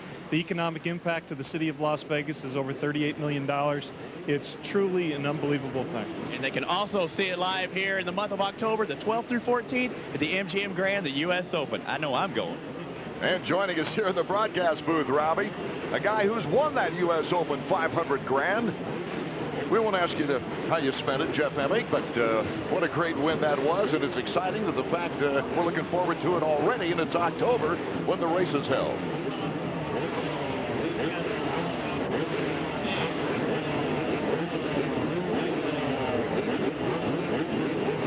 Little trouble with the microphone there, Jeff. This is live television. 30-second board is up. As we're looking forward to the first semifinal with Jason McCormick, Tim Ferry, number 15, right there on the 4-stroke. He took a 2nd place last week in Salt Lake City. Pedro Gonzalez, Damon Huffman, well-known names lining up for the semifinal. Jason Thomas, an Ironman last year, also battling it out here in the first semifinal round. The 32nd board is sideways as Jeff Emig joins us, and they're off and running. The top 5 will qualify out of this heat. And it's Jason McCormick now moving back to 2nd place as Brian Mason out of Columbia, Illinois, is our leader. Jason McCormick with another good start last week in Salt Lake, won the 250 semi, so he's getting the feeling of it. He moves back to 3rd now. It's Pedro Gonzalez out of Monterrey, Mexico, who's just coming off the Arena Cross Series where he placed 3rd. He kind of found his niche in the Arena Cross, Jeff Emig, and of course, Supercross isn't for everybody. Arena Cross, though, is. Take Buddy Antunez, for instance. Yeah, does have a lot of the guys. Denny Stevenson, Buddy Antunez, Willow, but Pedro Gonzalez on the St. Louis Power Sports Kawasaki taking the lead here. And here's Jason McCormick coming to the inside from Vancouver, Washington. Yeah, but he's like, hey, I want to go race Supercross. The Arena Cross Championship is over. Let me go race Supercross. So St. Louis Power Sports is supporting me for this effort also. Jason McCormick, Pedro Gonzalez, 1 and 2. think McCormick's getting a little bit of confidence going through the semi races. Mason in third with Tim Ferry in fourth. Top 5 graduate to the main event. Pavoni is in the 5th spot with Hoffmeister on the bubble, and Damon Huffman, who's won a race here before in the 125s, is in 7th. And a former 250 main event winner. That's right. 1997, Atlanta Supercross, actually. Unfortunately, he broke his leg in practice the next week and couldn't take advantage of the momentum. Yeah, definitely. Me and Huffman were teammates on Factor Kawasaki, and he put in a really great ride. Won that race, and I was second. That was kind of one of them ones where I thought that I should have had it, but nonetheless, Damon was in the record books for an excellent ride. Jeff, you gave owning a team a little run this year, but there's some disappointing moments. You're hoping to straighten that out. Well, yeah, definitely. We're going to work hard over the summer and get Strategic 3 a new title sponsor and take it to the next level. Once again, we kind of got a taste of what running a race team's all about. Figured out, hey, it's a lot of work, but you do need it financially to do it. But I love being involved in Supercross and so do my partners, Tim Dixon and Tony Strangio, so we're going after it. Well, it sounds like you're excited about it, Jeff, and that's great. Here's Jason McCormick looking back to see what's happening. It's Tim Ferry on the Yamaha 4-stroke. Look out. Tim had such a great race in Salt Lake City last week. Through the whoops they go. McCormick holding on. McCormick will go under knee surgery at the end of this season. He's riding hurt halfway through the semifinal round. Now, the race that Timmy Ferry had last week in Salt Lake was excellent. He led at one point, battling with Carmichael, Windham, McGrath, and once again, historically, the Yamaha 4-stroke has been really good here at the Las Vegas track. Maybe it's because it's dry and slick. Also, Timmy Ferry seems to be working really hard and really getting adjusted to the 426 after a full season. Jason McCormick, a true privateer. Tim Ferry, of course, Team Yamaha. They go bar to bar for a while. Ferry on the inside. He's got good acceleration and good stick-to-itiveness to this track with that 4-stroke. As they come over even, McCormick coming back. Great race here with a semi-final round. Those guys were going for it. I think they went through 2 or 3 corners, bar to bar, as you say. Some exciting racing. So Tim Ferry now takes over first place here in the semi-final. Probably what we would have expected before the gate dropped. Yeah, well, definitely, like I said, Timmy really seems to be he's finding his own on this bike, and his ride at Salt Lake was just so strong. It was unfortunate he went down close to having the whole shot in the heat race. Now he's in the semi, working through, passing guys, and what he's also doing is he's finding lines, and once again, he'll be strong in that main event because that confidence from last week will definitely carry over. And Jason McCormick, being a privateer, looks like he's going to get a good paycheck because he's in second place, holding down the fort, with Pedro Gonzalez in third now, Pavoni in fourth. Yeah, so now at this point, McCormick's going, okay, Ferry went by. I need to settle into a nice second place and get the number 48 Suzuki in the main event. Main event pays money, semi doesn't. Pavoni and Gonzalez are pretty close to one another behind number 48 on the Suzuki, McCormick. And we see the white flag. Significant because it's now the final lap.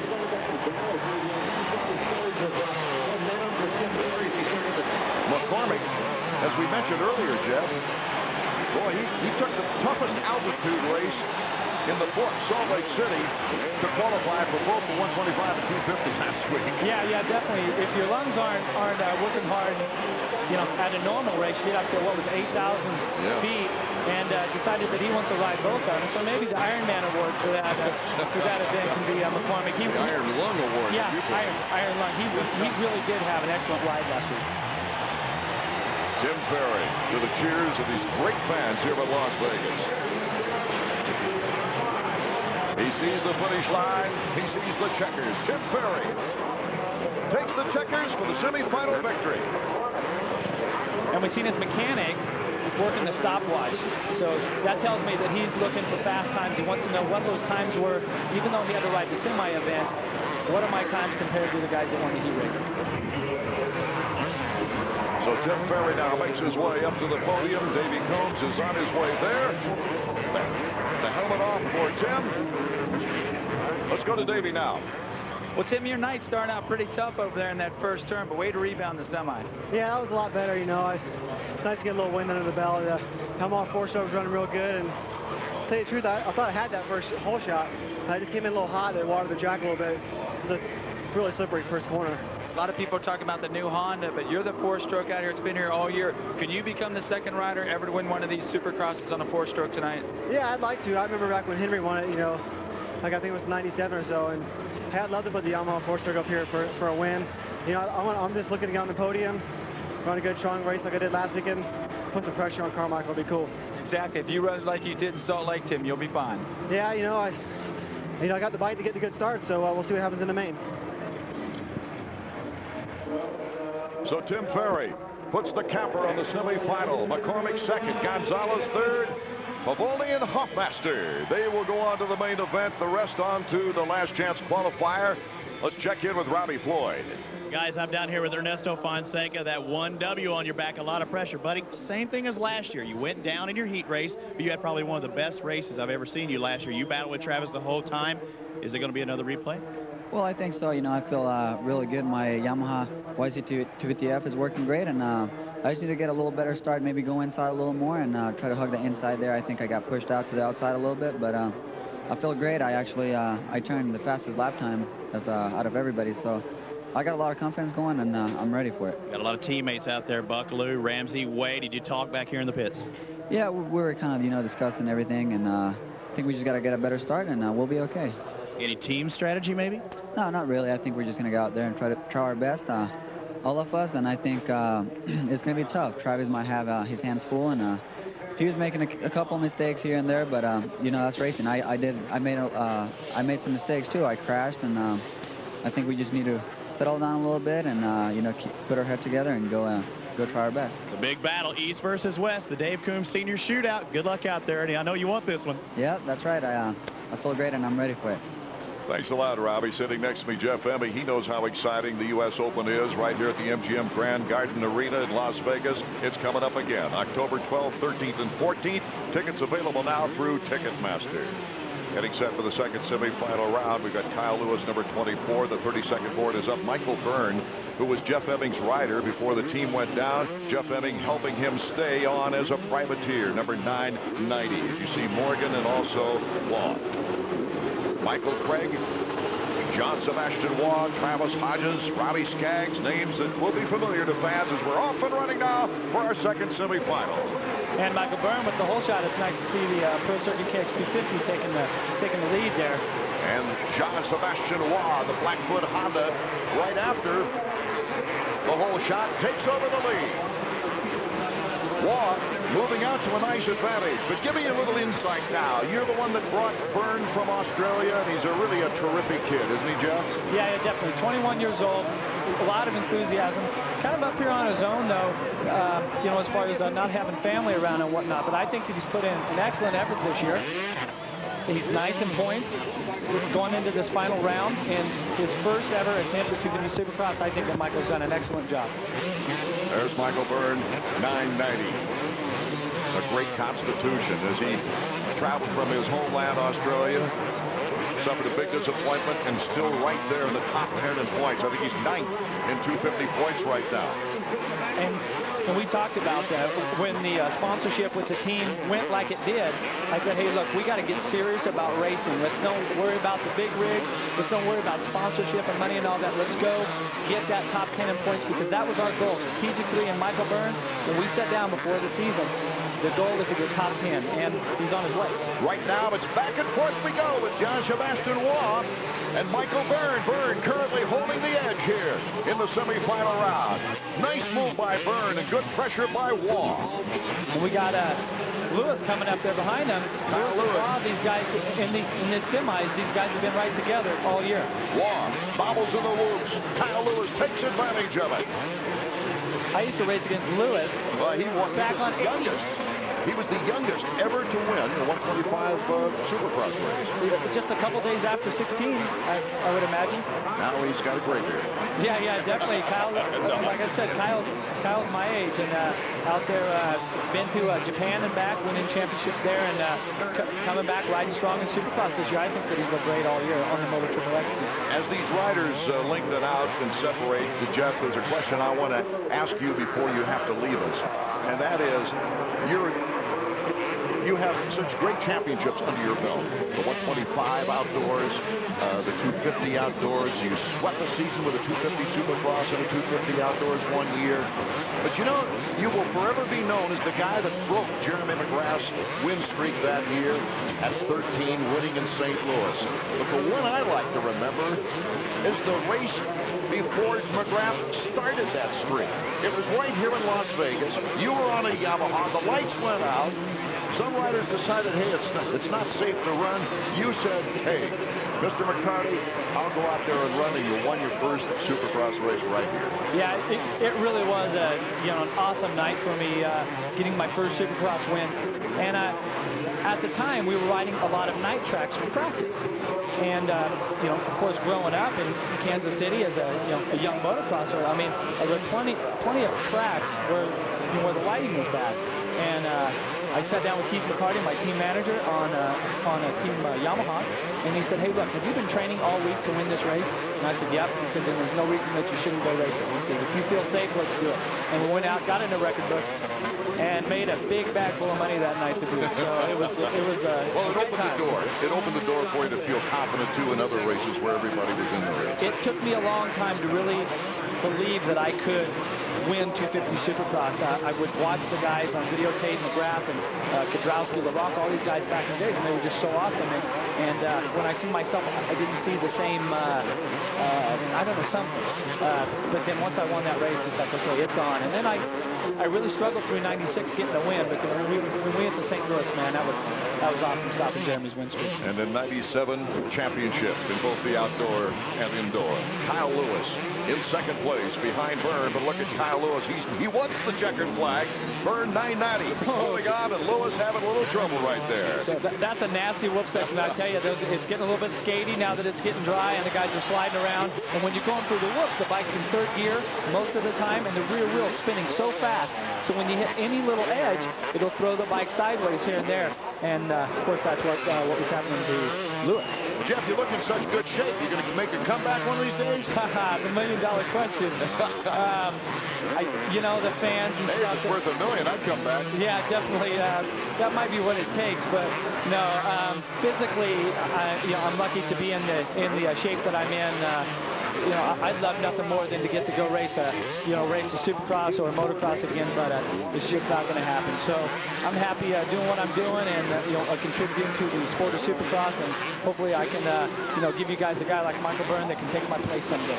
Oh, that's great. Michael Byrne headed toward the finish line now. The checkers are waving, and it's got to be a nice thrill for this young man to be able to go directly to the main event now out of the semifinal round after seeing that checkered flag. It's kind of crazy seeing the Emig Racing on his radio shot, but hey, that's the way that it's going right now. Thanks a lot, Jeff Emig, for joining us through the semifinal rounds, and best of luck in forming that new team again. And I must say it's quite an honor to be up here with Art and David in the announcers booth. I listen to you guys and have a lot of respect for what you do. So all the fans, hope you enjoy these main events. Let's get out to Davey Coombs. Well, Mike, your coach, manager, owner, whatever, Jeff Emig was just up there watching that race, and he was very impressed by the way you rode. Not bad.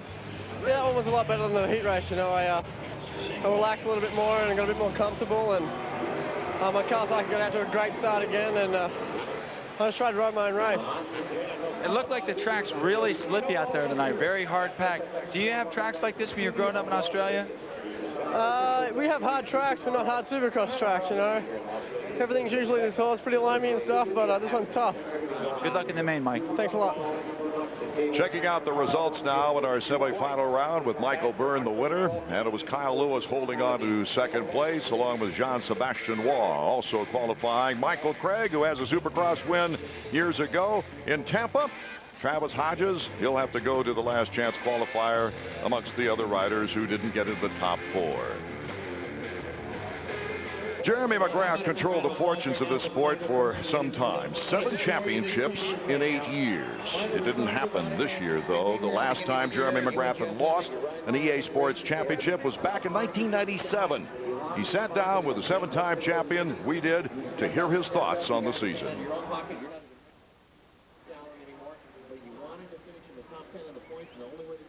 There was. I mean, I think going into the season, I had done everything that I've done before. I trained, and I trained hard, and I rode a lot, and I tested a lot. And, yeah, I definitely was caught off guard. When did it all of a sudden dawn on you that you had a fight on your hands? Well, it didn't take too long for it to dawn on me.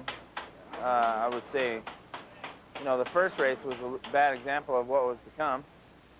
And the second race was San Diego, and that was it. I mean, right then I knew, you know, you could tell that Ricky had grown up a little bit and kind of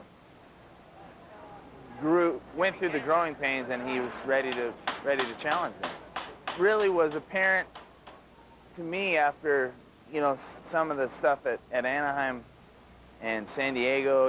I mean, he's really accustomed to riding on the edge, you know. And I mean, for me, I'm not like that. I guess over the last 10 years, you know, I've really had to ride about 85–90% to win all the races that I have. And now you have a guy who's really not only doing it, but not scared to do it, is push the limits. And, you know, he was getting away with murder there for a while, and it seems like now he's a little more calm. But I think that's just a confidence thing. Anaheim 3, was that kind of a turning point when he came from 9th place, I think it was? Yeah, I think it wasn't really a turning point, but obviously it reconfirmed the thoughts of him being up front all the time.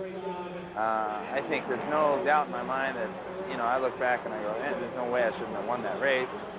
I think I got messed up by a few lappers at the time, and I made my own mistake by not jumping the triple at one lap when I jumped too far into the face of it.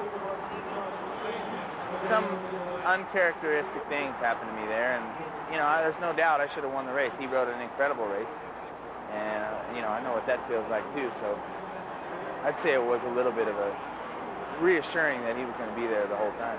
I think I was in good shape. I think my bike was good. I think everything's been pretty routine, but it just kind of came out of nowhere, you know. Was building a new team and getting all that started a distraction? I mean, back when you went to Suzuki, it happened so late, but you had some preparation time here, but still, there's a lot of details to take care of. I think for sure, you know, at first when you start doing all this stuff and you're making the decisions to start a new team, and, you know, it's big decisions, and you think, oh, I can handle it all. And, you know, I think a lot of that did kind of boil down about halfway through the season. You know, there's a lot of things, and, you know, I know that I have a lot more to do and a lot more projects going than any other rider out there. And I put that on myself. You know, those are the decisions I made to further myself and the team. You know, we have some great team sponsors, Mazda, you know, Hot Wheels and Yamaha. We have a very successful thing going here, and I think, you know, with all those things kind of piling on, and I think halfway through the season it was kind of a little bit stressful. I think took my focus away a little bit.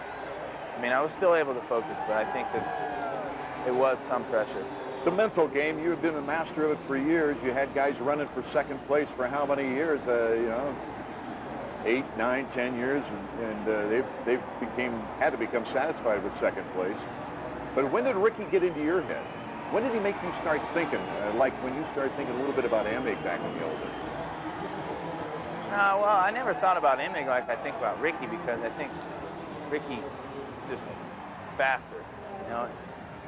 Jeff was more of a methodical kind of guy, you know. He'd try and use the head game and get good starts, but I think Ricky's, you know, he's an awesome rider, and he wants to win. That's one thing about him. He wants to win more than anything. And I don't know, I would say Anaheim 3 was probably the time when he came from behind, and, you know, I know how that feels. I've done that, and, you know, it's funny. For such a long time I've won, you know, and I forgot what that feeling was like when like the first Supercross I won in Anaheim, when I passed Jeff Stanton and pulled away from him, you know. That was an amazing feeling, and when you get a rush like that, it's hard to slow you down. So, I mean, I'm working and doing everything I can do to stop this kid, but it's not happening right now. So I think I would prefer to, you know, everything stop, regroup, and start again. RC's win streak. How do you stop it? Well, I think, I don't know. I would like to think that I can stop him, but he's on a roll right now. So it's going to take a pretty good beat to stop him. I mean, I think I can. Last week's race, I don't think I had too good of a race, but I mean, I'm still into it. I still want to go out there and do my best, and of course I want to stop him. You know, I want to keep that record alone for myself for a while.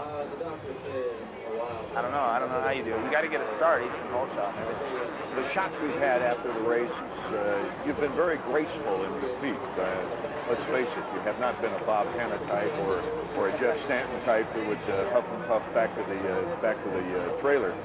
But inside, how have you dealt with this? Because you are used to winning all the time. Well, I mean, it's kind of hard, you know. I'm in a difficult position. I've always won forever, and this is definitely, you know, it's different for me. I mean, like, I burn inside, but you know, I mean, I'm very. I can't forget that I'm normal too. You know, I mean, that's my attitude. I'm not going to go cry about what's happened, or, you know, of course I get a little upset about things, but, you know, I don't have a bad attitude, and, you know, man, that's just me. I'm as gracious when I win as when I lose, you know, and I think after getting beat so much this season, it kind of gives me a sense of normality, you know. For a long time, you know, winning, I've been winning, it's really become normal to me, and you know, everyone forgets, and I even forgot that winning is pretty much a luxury. You know, it's not supposed to happen all the time, and it's been happening for 10 years. So, you know, I'm not.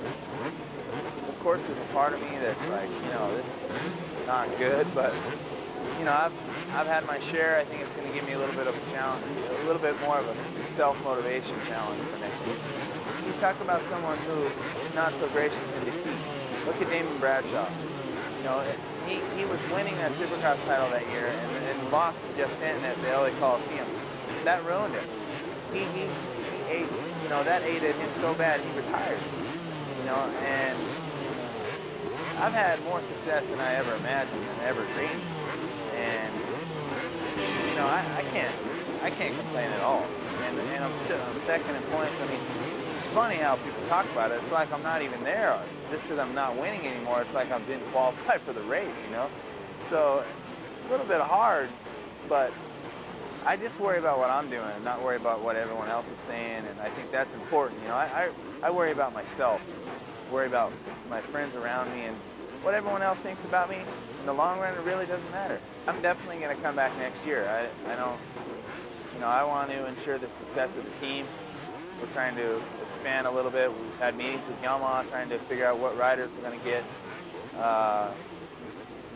You know, I may be able to draw a salary from Yamaha, but nowhere near what I'm making it by riding.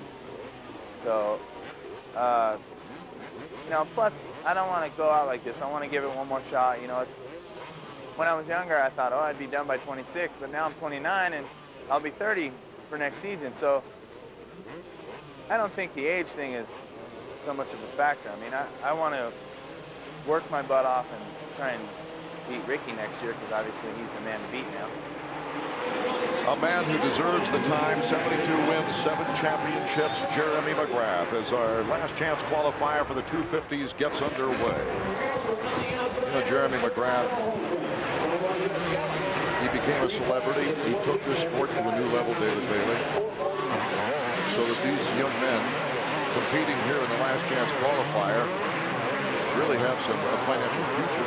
They do, absolutely. That's a good point. And, you know, you hear rumors about the offers that are on the table for Ricky Carmichael. You know, they're talking figures like $5 million. And, you know, obviously that's going to be a multi-year deal, but that's the biggest contract I've ever heard about. And, you know, Carmichael doesn't have like a whole bunch of riders to thank for that. He has one guy to thank for that, and that's Jeremy McGrath. And, you know, Jeremy has all of his ducks in a row now with the team. He understands, okay, well, you know, I didn't expect Carmichael to be so strong, but now that I know how this team works, what kind of time it's going to take, you know, if he can get in good enough shape, I think that's really the question, his desire and his physical fitness for next year. And if he can tune that up, he'll be a threat for Carmichael. Morgan is our leader here in the last chance qualifier, number 734. Damon Huffman is in second, and Jason Thomas in third. Remember, they only take two, though, as Morgan falters a bit. They only take two for the last two positions at the gate for the 250 main event. Now, Morgan, are we talking about the snowmobile guy? Here comes number 20, Damon Huffman, to Morgan, holding him off. How about that? I mean, every time I see a snowcross, these guys race the snowmobiles. It's basically supercross in the snow. Morgan is the McGrath there. And he's dicing it with Damon Huffman, who has won 125 Supercross Championships. I mean, that's a pretty good matchup right there. And Morgan's holding his own. Blair Morgan out of Saskatoon, Saskatchewan, with Blackfoot Honda right now. Easy for you to say.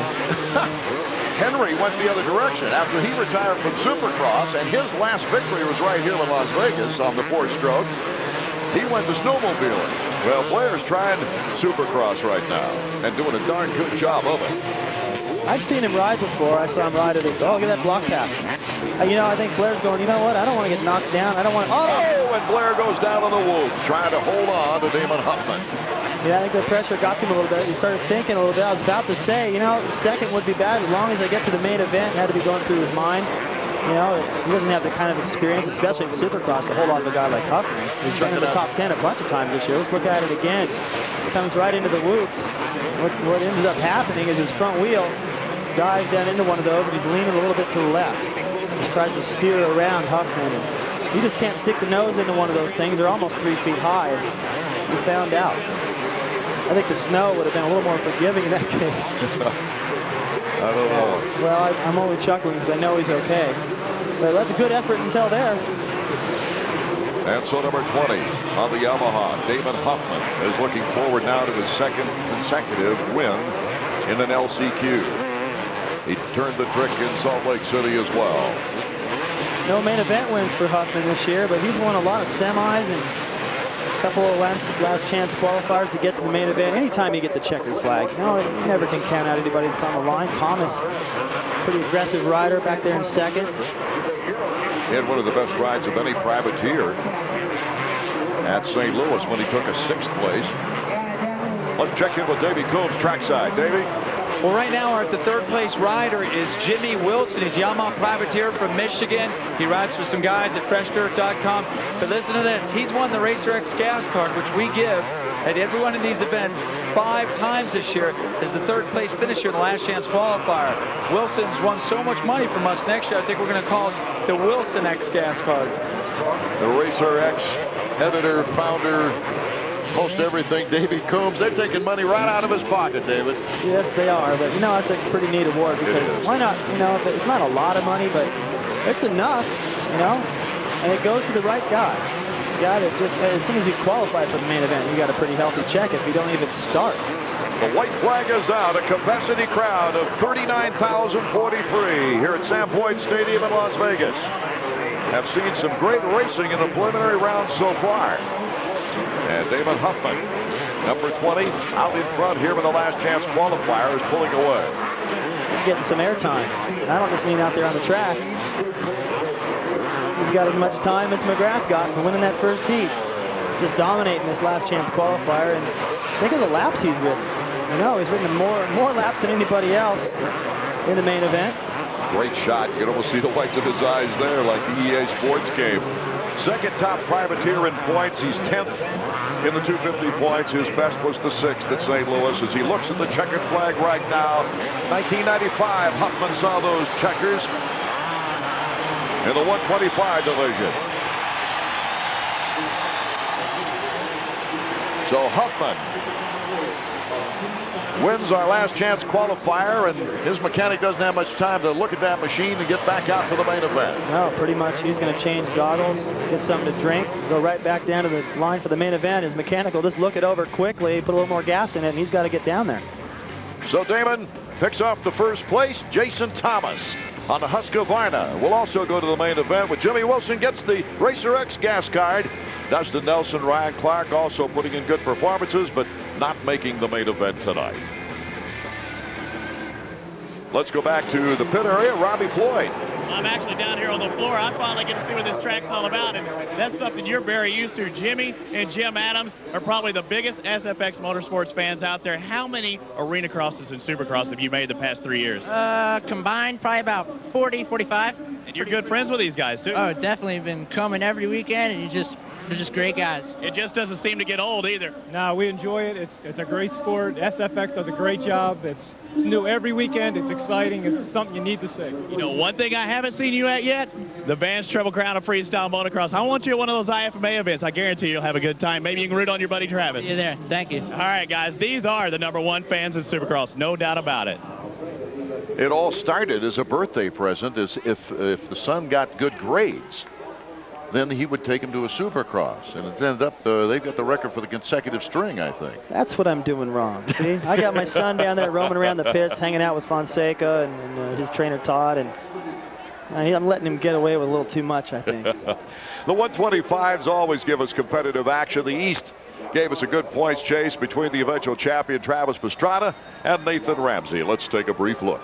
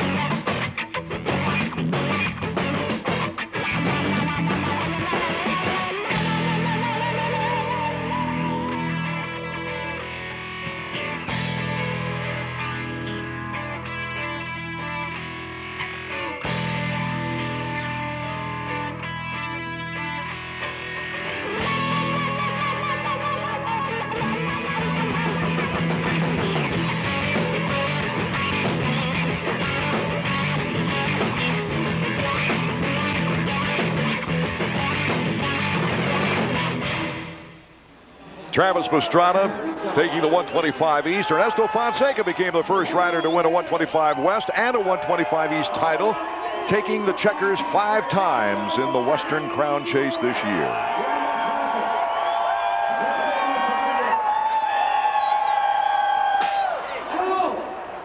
And the West was just as wild as the East, that's for sure.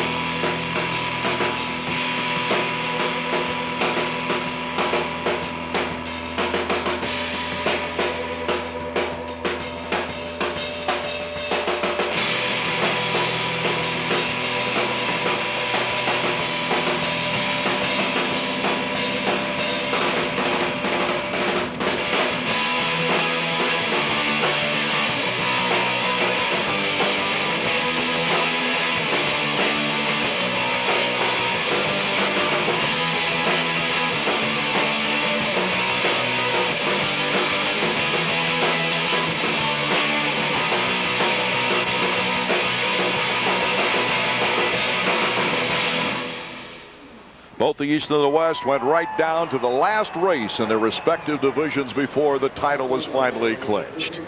Let's take a look now at the Davy Coombs Sr. East-West shootout here in Las Vegas. And of course, David Coombs so instrumental in developing the younger riders coming out of motocross. Grant Langston, the best time in qualifying. Travis Pastrana, the second choice of gate.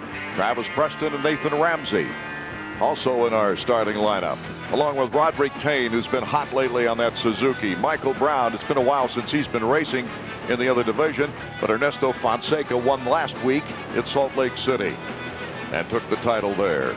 Kelly Smith, he knows what that KTM is all about. David Pingree riding with very, very sore ribs. Brock Sellards, who's had his season interrupted by corrective forearm surgery. He's had a tough time of it, David. He has, and you know, when you have injuries on top of trying to get used to a new team, you see Nick Way also in the lineup. He's pretty far down the list, but don't let that fool you. He's a strong rider. He's never won a Supercross. This could be the one, but it really comes down to the start. Sellards, though, rebounding pretty good from all the problems he's had. He seems to be getting comfortable with that bike. And one thing I've noticed about that KTM, when this comes down to horsepower, they have it. They talk about that YZ250F 4-stroke having an advantage. I think they should be looking at this KTM. There's one right there. Langston lining up to the outside of the starter box. Now, he knows that if he doesn't get ahead of the guys to the inside, he's got a lot of guys pushing him wide in that first corner. He better get a good reaction. Davies down near the gate. Well, I got to tell you what, I'm surprised that Langston's picked two, David Bailey. He's been getting really good jumps. He had the first pick. He decided to go to the outside of the box. Maybe he's going to swoosh in. Robbie? Well, guys, I'm looking at Ernesto Fonseca and Nathan Ramsey, both inside of Travis Pastrana. That's not good news if I'm Travis Pastrana, because those guys are going to be pushing him as wide as they possibly can. And Nene and Fonseca have the inside line straight shot to look for both of those teammates to run that inside line. You know what I've noticed, though, about those four-strokes? It seems like these guys are having a tough time getting right off over the line. It's difficult. It's a whole different sound to that motorcycle, and they're having a tough time with reaction. If Travis gets an elbow ahead of Ramsey, he doesn't have to worry about either one of them. 32nd board is sideways. We're all set for the 125 shootout. The East-West, it's the bragging rates for the 125s. 46, Pingree with the sore ribs, gets the whole shot. Look at Ernesto Fonseca, though. He's right next to Brock Sellards. Fonseca in second. Fonseca to the inside. Can't catch up with Pingree this time. Pingree has done well here in Las Vegas before. This kind of looks like last week. There you see Travis in about 5th right there. He's in contention. Look at Fonseca, though, going right to work, trying to jump over Pingree. These guys fought it out in the first lap last week. The roles in reverse, but still the same players. Sellards in there with a good start. Somebody we haven't even really talked about in terms of the height for this race. Watch Fonseca in the whoops. KTMs versus Yamahas right here. The four-stroke of Fonseca. He takes the lead from Pingree. That's bad Ramsey. news. Ramsey is 28. He's in 3rd place now. He'll be hounding Pingree. Well, you know, we talked about possible team riding to ensure a victory for the Yamaha Troy guys. Look at Fonseca tripling all the way through there. Travis trying to, but he's got Ramsey right in the way. Travis Pastrana moving up to 3rd. So it's the two Yamaha Troys, 4 strokes, out in front with Pingree in 3rd and Pastrana in 4th. Then you got another KTM behind him and Sellards. Look at Travis really trying hard to get around Pingree right now. And if he tries anything a little bit too hard, he's got Pingree's teammate Sellards back there to sneak in and steal the position. All those mistakes right there by Travis, that's just because he's in the pack and he senses that the leaders are getting away and he's a little bit anxious. Travis Pastrana with that new #1 plate on, trying to work his way past Pingree. Pastrana last year did not win the title but won this race for the bragging rights as the best of the 125s. This year he comes into the race with the title. He's really frustrated right now trying to get around Pingree. Nothing against Pingree, he's riding fantastic, but if you look at the season, he hasn't been able to match the speed of Travis or the results. Yet here he is, really impeding the progress of Travis trying to move up. Nothing wrong with that. It's a race, but you can tell that Travis is getting a little frustrated. His timing is a little bit off. He's not able to jump things he'd like to jump. He's losing time right now. Pingree best finish was the opener of the 125 West, a fourth in the first Anaheim race. There he goes. Crowd goes nuts. The crowd is standing on their feet as Pastrana moves up a notch. No matter where he is on the track, people have their eyes on him, that's for sure. And here's Fonseca, the leader, and Ramsey starting to pull up on him at number 1. Is coming on strong, Pastrana. Look at that, he's tapping that rear brake right there to lower the front end so he can time through there and jump those triples. That's the first lap he's been able to do it. Fonseca has not had a very clean ride, even though he's out in front. Now, he's had a few mistakes. Otherwise, I think he'd be pulling away a little bit more and pulling Ramsey with him. These guys ride together all the time. This must feel like during the week testing when these guys are out just trying to beat each other in lap times, push each other. They're on the same team, but they compete. Travis is gaining a little bit, and the crowd is sensing that it's going to be a three-way duel. Ramsey, Jeremy Huffman with that 4-stroke. Travis having a little problem there. And that gave some running room for Fonseca out in front. And the last time we were in this situation with Travis behind Ramsey, Ramsey had that wild ride in Detroit and held on. He was able to beat Travis. This is a different deal. Not a lot of pressure. There's no title on the line. If these guys make a mistake and they can't get up there and win, it doesn't matter. It's just money right now and bragging rights going into next season or next week's Outdoor National. And you talk bragging rights, and that's important to Fonseca. Here's Travis Pastrana. He gets by Ramsey. All kinds of rubbing plastic on that move. Ramsey made some mistakes. You see Travis looking over to make sure that Ramsey's still not on the inside to put a block pass right there. Travis goes wide. It's a good run at the whoops, made up a lot of time. Take another look at the rough action as Pastrana had to move him away. Well, Travis takes a good line right there. It's a little bit different timing than what he's been doing. He caught Ramsey off guard right there. Really snuck in. There wasn't much room. Another look on another angle. Look at that. There wasn't much room at all. I mean, he just threaded the needle right there between those tough blocks and Ramsey. And now he's chasing after this guy. So this is what we really wanted to see. Both number 1 guys, they each won 5 races. I think it comes down to who makes the fewest mistakes and possibly the last 5 laps, these 2 lappers, who's the strongest and the least rattled by the nervousness of what's at stake here. It's not, like I said, for a championship, but it still means a lot. These guys want to beat each other back. You mentioned both riders with 5 wins. Well, both riders have made key mistakes throughout the year. For instance, at Atlanta, Pastrana's 14th place. Langston, his bike is running slow. He went down in the whoops. I think he's going to pull off. He's rolling over the finish line jump. Now watch Fonseca. Triple, triple again, and then finally into the corner. He's only able to double right there. If Travis jumps it, he didn't. Oh, he doesn't make up any time right there.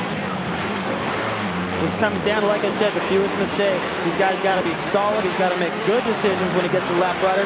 If he gets, you hear these guys all the time, well, you know, I was fouled up a little bit there by a lap rider. That allowed the guy to catch me. Then I got nervous. You can't afford that right now. Not against a guy like Travis, who is dangerous. Not making up much time, though, Art. I thought he would close the gap. There you see the gap, almost the whole loop section. That's the way it's been. And Ramsey hasn't let Travis off the hook yet. He's trying to get back in this fight. 3.25 seconds behind. Travis Pastrana is behind Fonseca. Fonseca's really geared his whole season mentally and physically, I think, to the shootout rather than the title. Yes, the title was very, very important to Yamaha of Troy and to Ernesto Fonseca. But if you look at his conditioning program, he wanted that matchup with Pastrana. Well, I actually know exactly what he's done coming into this race because his trainer, Todd Jacobs, is my best friend and also helped me get ready for the Ironman competition for the last few years. In fact, kind of encouraged me to do it in the first place. So I know he is fit. He's not expecting to go out there and run away from Travis. He's actually welcoming the idea that this would be a toe-to-toe battle all the way. He's prepared for that. That's the race you really want to win. I mean, think about the battle that I had with Rick Johnson back in 1986. They still talk about that. Narrowing the gap a little bit, 3.06 seconds between Fonseca and Pastrana. Ramsey in 3rd, Sellers in 4th, Pingree in 5th, Payne in 6th, Preston in 7th, Johnson in 8th. Let's go to Robbie.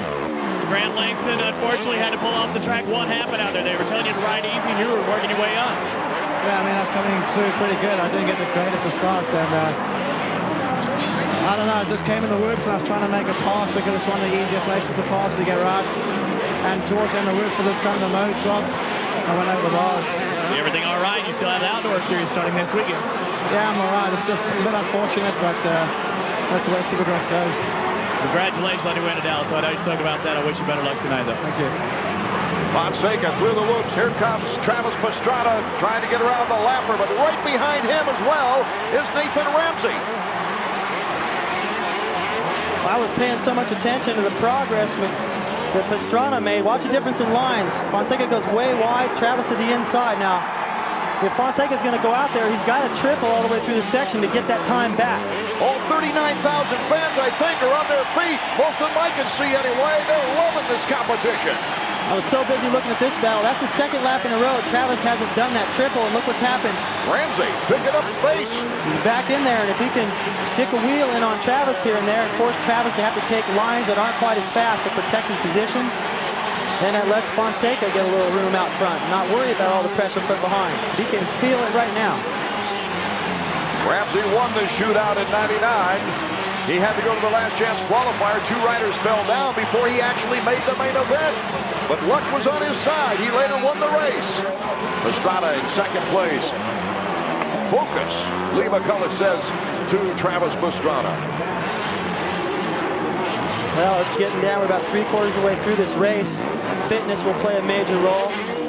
You see Travis makes a big mistake right there.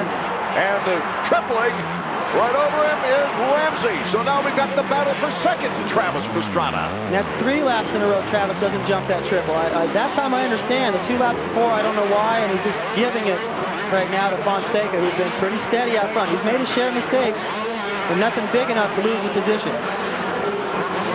He may not be in the clear from his teammate. Ramsey wants this just as bad. Another look, and a costly mistake. Travis working his way through this rhythm section right here. See Fonseca out front, having no problem, but Travis just comes up a little bit short right there. He was leaned to the left, lost his balance. Luckily, he didn't swerve in front of Ramsey, who was committed right there. Watch Fonseca, see if he can, no, he makes a mistake. So he can't get the timing, neither can Ramsey. Travis is jumping them all. Look at Travis sneak into the picture. Made up a lot of time. Three-way battle, I have a feeling, coming down for first place. We're on the 11th lap, 15 laps in our 125 Dave Coombs Senior Shootout. Well, I'll tell you, if I'm Eric Kehoe, the team manager of this Yamaha Troy team, or Phil Alderson, I'm nervous. You don't want to let Pastrana sneak through there and steal these guys' thunder again. And you don't want to put your teammate down. That's happened to Yamaha Troy before. It happened when Buckaloo, I think, was battling in the mix. Here's Ramsey. Oh, that was the teammate. Yeah, that didn't look like team orders to me. That looked like, I don't care about team orders. I want this guy. A good move, real heads up. Here comes Ramsey. Ramsey takes over the lead. Oh, what a gutsy move by Nathan Ramsey. He wants this one bad. Here comes Pastrana. Pastrana's going to assault now Fonseca. Well, I'll tell you, this is all heart. Just sheer how bad he, look at Travis. He cased it hard. It looks like he rung his bell a little bit. There's no way he's going to get back in this fight now. There's not enough time left. He really rattled himself. But which 4-stroke now is going to take this victory? We still have a lot of laps to go. I can just hear it now, can't you, Art? Just how much that 4-stroke has an advantage over the rest of the 125. Oh, Fonseca having trouble in the whoops. Cuts behind the tough block by 4. He's looking back, doesn't see Travis, and that may be a blessing for him. He didn't realize that Travis was out of the picture until he looked back right there. Now he can pressure-free go back and try to get this win from his teammate. Tell me about Travis's problems now, David. Well, he came up, I was looking at the front 2 riders, and watch Travis to the right. Pulls the front up really high, knowing that he didn't have enough distance. Boy, he hit hard. Now watch Fonseca. He's running pretty close to the edge of the track. If you make a mistake, you have nowhere to go. Can't believe he saved that. Look at the flagger. Whoa! Hello! He almost got hit. That's balance to be able to save that. He's over there. He can't. There's big dirt clods and sand. It's really tough to read the traction over there. And now Ramsey really struggling through there. This whoop section's getting harder every lap, it seems like. And Fonseca goes down. Fonseca down, and Pastrana moves into second place. So frustration now reigns, as he'll probably have to restart that 4-stroke. Yeah, he will. And it's not easy to restart. You got to have a full stroke kick on that sucker. So now I thought Travis was out of this. This is the great thing about Supercross. You never know. All it takes is one mistake by Ramsey out front, and Travis can have a chance to win this thing after all the mistakes he's made. Nathan Ramsey, despite not winning that 125 East, he's had a great season. 2 wins, Atlanta and Pontiac, 2 second places, a third, 2 fifth places. He's never been out of the top 5. Missed the championship by only 8 points. It just wasn't very spectacular because he had Travis Pastrana out in front of him. Win or lose, creating all kinds of excitement on the track. This has got to be a great feeling for Nathan Ramsey. His second 125 shootout victory. John Mitchell, his mechanic, is ecstatic, and so are the fans. Some of the fans, I think, are shocked. A champion did not win once again for the 2nd year in a row. And Nathan has done this before. Pastrana in 2nd place. Brock Sellers has moved up to 3rd. So the KTM will be on the podium. The 4-stroke winning 8 of the 16 races in 125 action this year. Yeah, I think they might take a harder look at the rules now. It's not an easy bike to ride. It's the 9th Yamaha Troy win. 6 career wins. Nathan Ramsey is on the podium. Let's go to Davey Combs. Kind of a hectic scene down here, Nathan. Congratulations. Here, let's step back here in the middle. Nathan, I know that you've won this race before, but this time it's got to feel sweet. You beat both champions, Travis Pastrana and Ernesto Fonseca. Yeah, it feels really great. You know, I mean, my heat race went okay. You know, I was a little bit bobbly, and then in the main, I just said, you got to be smooth and be smart. And Paggio from Oakley said, man, you just let the race come to you, you know. So that's what I was doing. I was just out there being patient. Those guys made a couple more mistakes than I did, and I took, you know, I reaped the benefits. We watched Travis. He made some mistakes on the jumps, but Ernesto Fonseca, your teammate seemed like he was right there with you, and the power, you guys were even. Yeah, Ernie was riding really good. He got off to a really good start, you know, riding strong, and I was trying to keep up with him. I hit neutral once, and, you know, but through the whoops, you know, my Enzo suspension just kind of came through. Ernie's got the same thing, but maybe I just picked a better line, you know. My Dunlop tires were hooking up really good across through there. Good ride, Nathan. Thanks a lot. You know, I just want to thank God for keeping me safe and all these fans out here that are watching and everybody at home. I'm just pumped. My family, my little girl, everything's cool. Let's go to Robbie. All right. Well, Travis, a great ride out there, man. You had everything going for you. You're working through the pack. What happened in that left-hand turn? Just kind of washed out before the triple, but I mean, Nathan and Ernie were riding phenomenally. I was a little disappointed in my ride, but you know, hey, you know, it was a great race, and you know, Ernie, the whole Yamaha Troy team was doing great, but my Suzuki got me, Michelin got me out to a great start. I'd just like to thank everyone for tuning in out there. I saw you. You're a little stunned when you come up here on the stage. You're not feeling 110 right now. Try landing 60 mile an hour and going to a dead stop. No, I'm good. My suspension was working great. RG3 out there, so no, I just want to thank my grandma for watching. Everybody else, Jim, thank you guys. Hey, this guy's hurt. Don't let him kid you out there, but I guarantee you having fun, Travis? I will be. Yeah, thank you very much, and great ride to everybody. He's always having fun. I'll tell you, you can't be having too much fun there, David Bailey, because he really whacked himself as Nathan Ramsey becomes the first 2-time winner of the Dave Coombs Sr. 125 shootout. Kevin Windham won it in 97.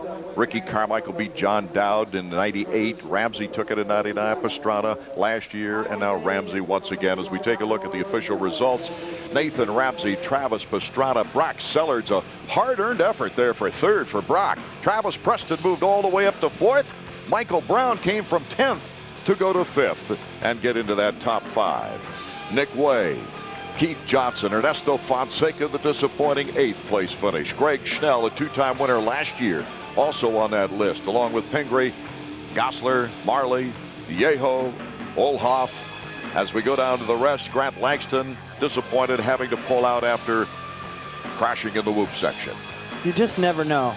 It just looked like Fonseca, with the way he's ridden this year, being the champion, having a lead like that with his teammate back there, holding things up for Pastrana, that he'd be able to walk away with it, but they reeled him in. He got nervous, perhaps. Maybe he pumped up, made a mistake, went down. Then Travis made his mistakes, and you know, I said the guy was going to be able to hold that pace late and make the fewest mistakes should come out on top. And boy, everybody overlooked Ramsey, that's for sure. He came out Real good. And, you know, Travis, did you see, as soon as he pulled off the track, everybody, his mechanic, they all were looking at him like, are you okay?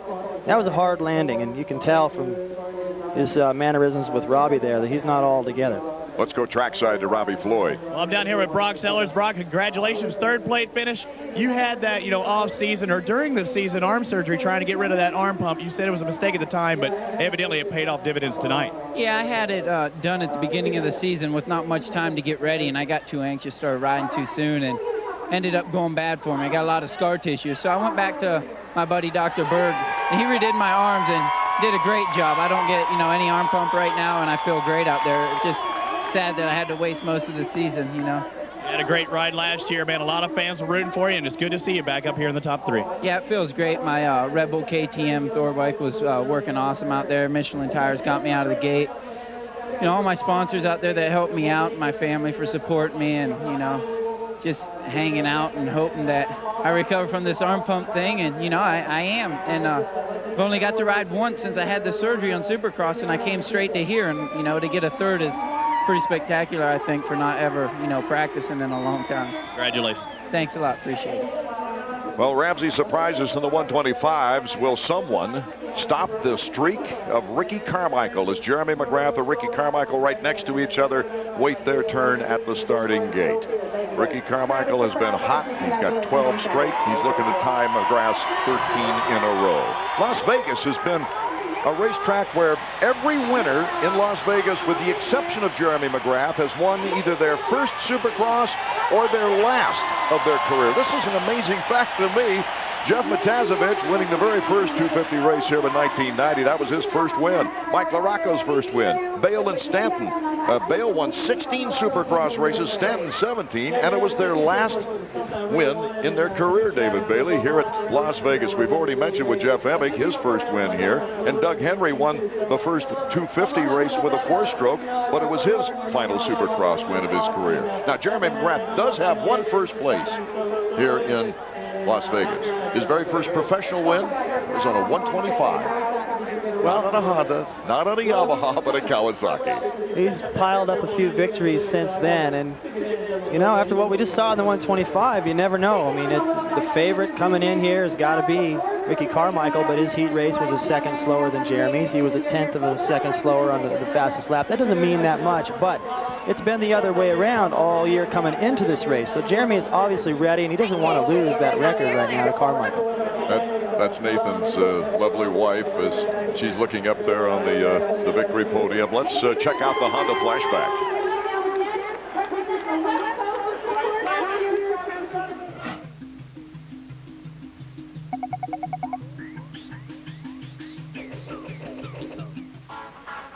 For our Honda flashback, last year, Jeremy McGrath not only prevented David Vuillemin from winning the $500,000 Vans Triple Crown in Las Vegas, but he darn near walked off with a $25,000 consolation prize.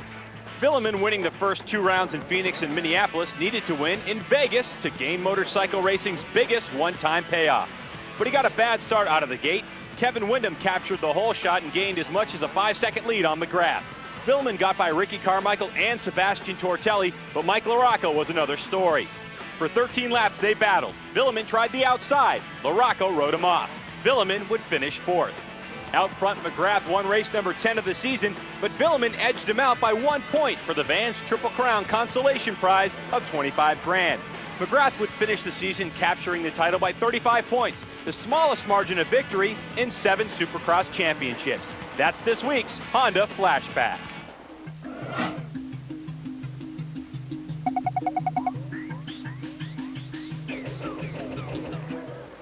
And as the riders take their sight lap here on this track in Las Vegas, Nevada, that 25 grand is still up for grabs this year. We've got McGrath winning the first round of the Vans Triple Crown, and RC, Ricky Carmichael, taking the second round. Well, there's no more 500 grand. It's something to think about, though. Remember last year, Vuillemin coming into this thing, everybody we talked to, especially Windham, who Vuillemin had put a pretty aggressive pass on the week before in Chicago.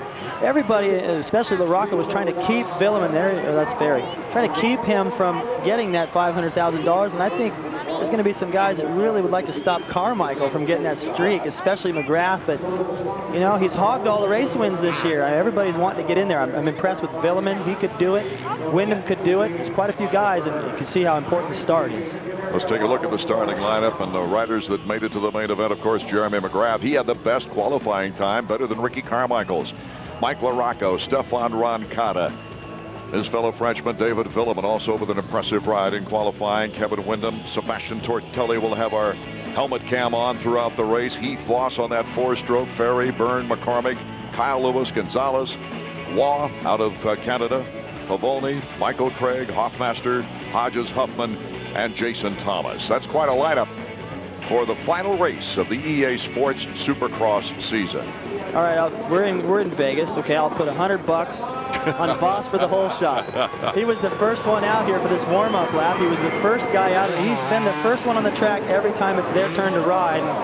Why should the main event be any different? But I'll tell you what, the other guy on a 4-stroke in this race on the Yamaha YZ426 is Tim Ferry, who put in a great ride last week. I wouldn't be surprised if he put in another one. It was the U.S. Open last year that many thought started this trip for Ricky Carmichael, number 4, into his great season in the 250s in Supercross. And that MGM Grand Garden Arena is going to be filled with these riders again October 12th, 13th, and 14th for the U.S. Open coming up again this year. Jeremy McGrath looking down. Skip Norfolk whispering into his ear. That's Chad Watts, the tuner for Ricky Carmichael. Look at the focus. He doesn't even look at Jeremy. He's looking straight ahead. These guys have these little clutch adjusters. They'll reach forward. I saw Ricky just fiddling with his. They like to make sure that that clutch play is gone. You want it tight. As the clutch heats up during the race, they reach back and tighten that up a little bit more so the clutch never goes away during the main event. And there's, of course, Skip telling Jeremy what needs to be done. Pats him on the back. Skip Norfolk. Pretty sure Jeremy already knows, but Skip and Jeremy were a great team all the years when they put together all their wins. Look at Ricky. He's going to need a bigger helmet for all those skull and crossbone race wins. He won the 125 here in 98. Had an awful experience in 99 where he came in 19th. He crashed and then got hit going back to his bike. Remember that, dude? No, I don't even like to think about it. He just was in such a hurry to get back to the bike, thought he was still in contention, didn't realize guys were still coming. That's an ugly highlight from Ricky's growing pains in this 250 class. But how's this? Perfect. The two guys that are really the story here tonight next to each other. Cam McGrath stopped the win streak of Ricky Carmichael as we get set for our main event from Las Vegas, and we're off. McGrath, Carmichael battling it out, but it's Ferry and Voss in the 4 strokes with McGrath in second place. Vuillemin is in 4th behind Ferry, LaRocco, and then buried is Ricky Carmichael. What an opportunity for McGrath right here to get around Voss, if he can do it, before Ferry gets around him, with Carmichael back in the pack. Here comes McGrath to the inside, but the 4-stroke gets by. Ferry is right on his tail. Well, they're coming to the section where Voss has really struggled. Jeremy knows it, Voss knows it, Ferry knows it. It's a drag race to the woods. Here comes McGrath to take the lead of the road section. Ferry on the left. And it's the 2 Yamahas battling the 4-stroke. Look at Ferry. Ferry bar to bar with McGrath. We've got some good riders in front of Carmichael, who's moved up to 4th. Unbelievable first lap for Carmichael. He's picked off about 4 guys to get in this position to stay in contact with these guys. He needs to get through Voss. Try not to lose any time to Jeremy and Ferry right here. Fitness will play a part. This is 20 laps. It's hot. LaRocco went down, and I think we have a shot of that as LaRocco is back up and running, however. Take a look. That's Carmichael blitzing through the woods. Watch LaRocco over to the right of the screen. He goes into the corner. Ouch. Sets the front wheel down a little early. Vuillemin just does a head plant. Those guys are slow to get up. Looks like Vuillemin's still over there now. There he is. Vuillemin's still down as Dr. Bodner is right on the scene. He's the emergency doctor that goes the entire route of Supercross races all through the season. Jeremy McGrath is our leader with Ferry in second place. Carmichael now has moved up to 3rd with Voss in 4th, Roncada in 5th. Boy, look at Ricky tripling all the way through that section, all the way into the corner. He's making up a little bit of time on these guys. If it's anything like last week, and the fitness that played a major role towards the end of that race and the altitude. Ricky can go the distance. He doesn't get anything but faster. You know he wants it, but he's got to get through Ferry, who is hot right now, and McGrath, who has won here the last 3 years in a row. He likes this place. Let's go to Robbie. Hey, I'm watching Chad Watts on his pit board out there. He's saying, don't wait, make your move right now. He's saying, Ricky, don't sit around and wait for something to happen. You make it happen right now. He's done all year. There's no patience in the way he rides. You think, well, he should just probably settle in here. That's what most people do, and it lets the guy in front of us settle into a good pace. He also has McGrath's time on the board, on the pit board, as well as Ricky's. These guys got a good plan over there. They probably go over what needs to be put on that board, where most of the time the mechanic just makes it up as the race unfolds, but they have a plan, and they stick to it. It's worked so far. Look at the ground he's making up. Here comes Carmichael. Carmichael's trying to make a move on Ferry already. Carmichael, who's not leading yet, but he's led 205 of the 240 laps of the season during his win streak. Ferry looking back to see where Carmichael is. We're only 3 or 4 laps into this race, and we've got a 3-way battle for first. In the whoops, Carmichael, can he make the move on Ferry? No. Last week, it was actually Ferry who was a little stronger through the whoops than Carmichael. Ferry trying to take the line away, but here comes Carmichael to the inside. He gets a squeeze from the 15 on the 4-stroke, and Ferry has to go back to third as Carmichael has taken over second place. They're on the 5th lap. You think Carmichael's messing around? Nope. That's what it takes. That's how bad he wants to win. He doesn't care what Ferry thinks of that pass. It's done, and he's got McGrath next, and he's closing. Ricky Carmichael in second place. Look at that. Perfect. Carmichael just slides through that corner, back on the power, not really squared away. Doesn't matter. He's on the power. He's got to be to catch Jeremy. Wheelies all the way off the backside of that jump through the whoops. Guy's been getting away with so much with his aggressive style that now it's just become the norm. And Jeremy has a tough time trying to ride like that. He's got to just ride as smooth as he can, make as few mistakes as he can, and that's the best he can do. And if it's not good enough, well, Carmichael's just better. He's the guy to accept that. I don't think he wants to here. Only twice before in Supercross history has a rider landed on the podium every race. Well, Ricky Carmichael has been on a podium every race so far. This is where Ricky's got to be patient, Art. You know, it was such a struggle to get to the second place position. You know, go up in the air right there, take a deep breath, try to relax, get that heart rate back down a little bit, and then go after Jeremy. Relax, fans. We still have 15 laps to go. Oh. Oh. Slides out. The crowd comes alive. Ricky Carmichael takes advantage of it. That's the kind of pressure Jeremy's been putting on everybody else for years. He just forces you to worry. Next thing you know, you're making uncharacteristic mistakes, unforced errors, killing everyone. 49.2. Watch Jeremy. He gets into the corner. He knows that Ricky's coming. He tries to get on the gas a little bit early. And Ricky just back here in Las Vegas, boy, you can slip and slide on it. Nothing Jeremy could do about that. He wanted to try to come back in that next left, get to the inside. Ricky had it covered. Now Jeremy has a great opportunity to study Ricky. Put the pressure on him. Already, though, Carmichael was starting to pull a lead. As they exit the whoops.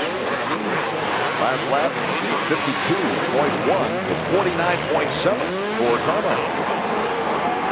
It's just whatever Carmichael needs to do to get in the lead is what he does. Reminds me of that movie, The Natural. And Robert Duvall is talking about Redford going, you know, whatever he wants to do, he does. You know, and that's what Carmichael's been able to do this year. He's going, okay, I need to turn the fastest lap of the night, maybe 2 or 3, in order to get in this lead or pull away and just break everyone's spirit. And he does it. It's hard to do. Jeremy is going as fast as he can. Probably the greatest Supercross rider of all time, and he cannot match the pace. Ricky Carmichael putting the bar up a little higher. Jeremy McGrath, without Ricky Carmichael, would have won this championship easily. But Ricky dared to take a run at the hero, the sports icon this year, and come away victorious. Picked up about another half a second that time. Jeremy's still there, though. He's not too far away. He's close enough. He's really picked it up from last week. Let's go on board with a great battle here for 5th. Well, you want to see that new 4-stroke Honda? There it is. You can hear it. We're looking at this from Tortelli. This is down the long straightaway. Triple that. Should triple again. Can't quite do it, but Voss does. Listen to that engine.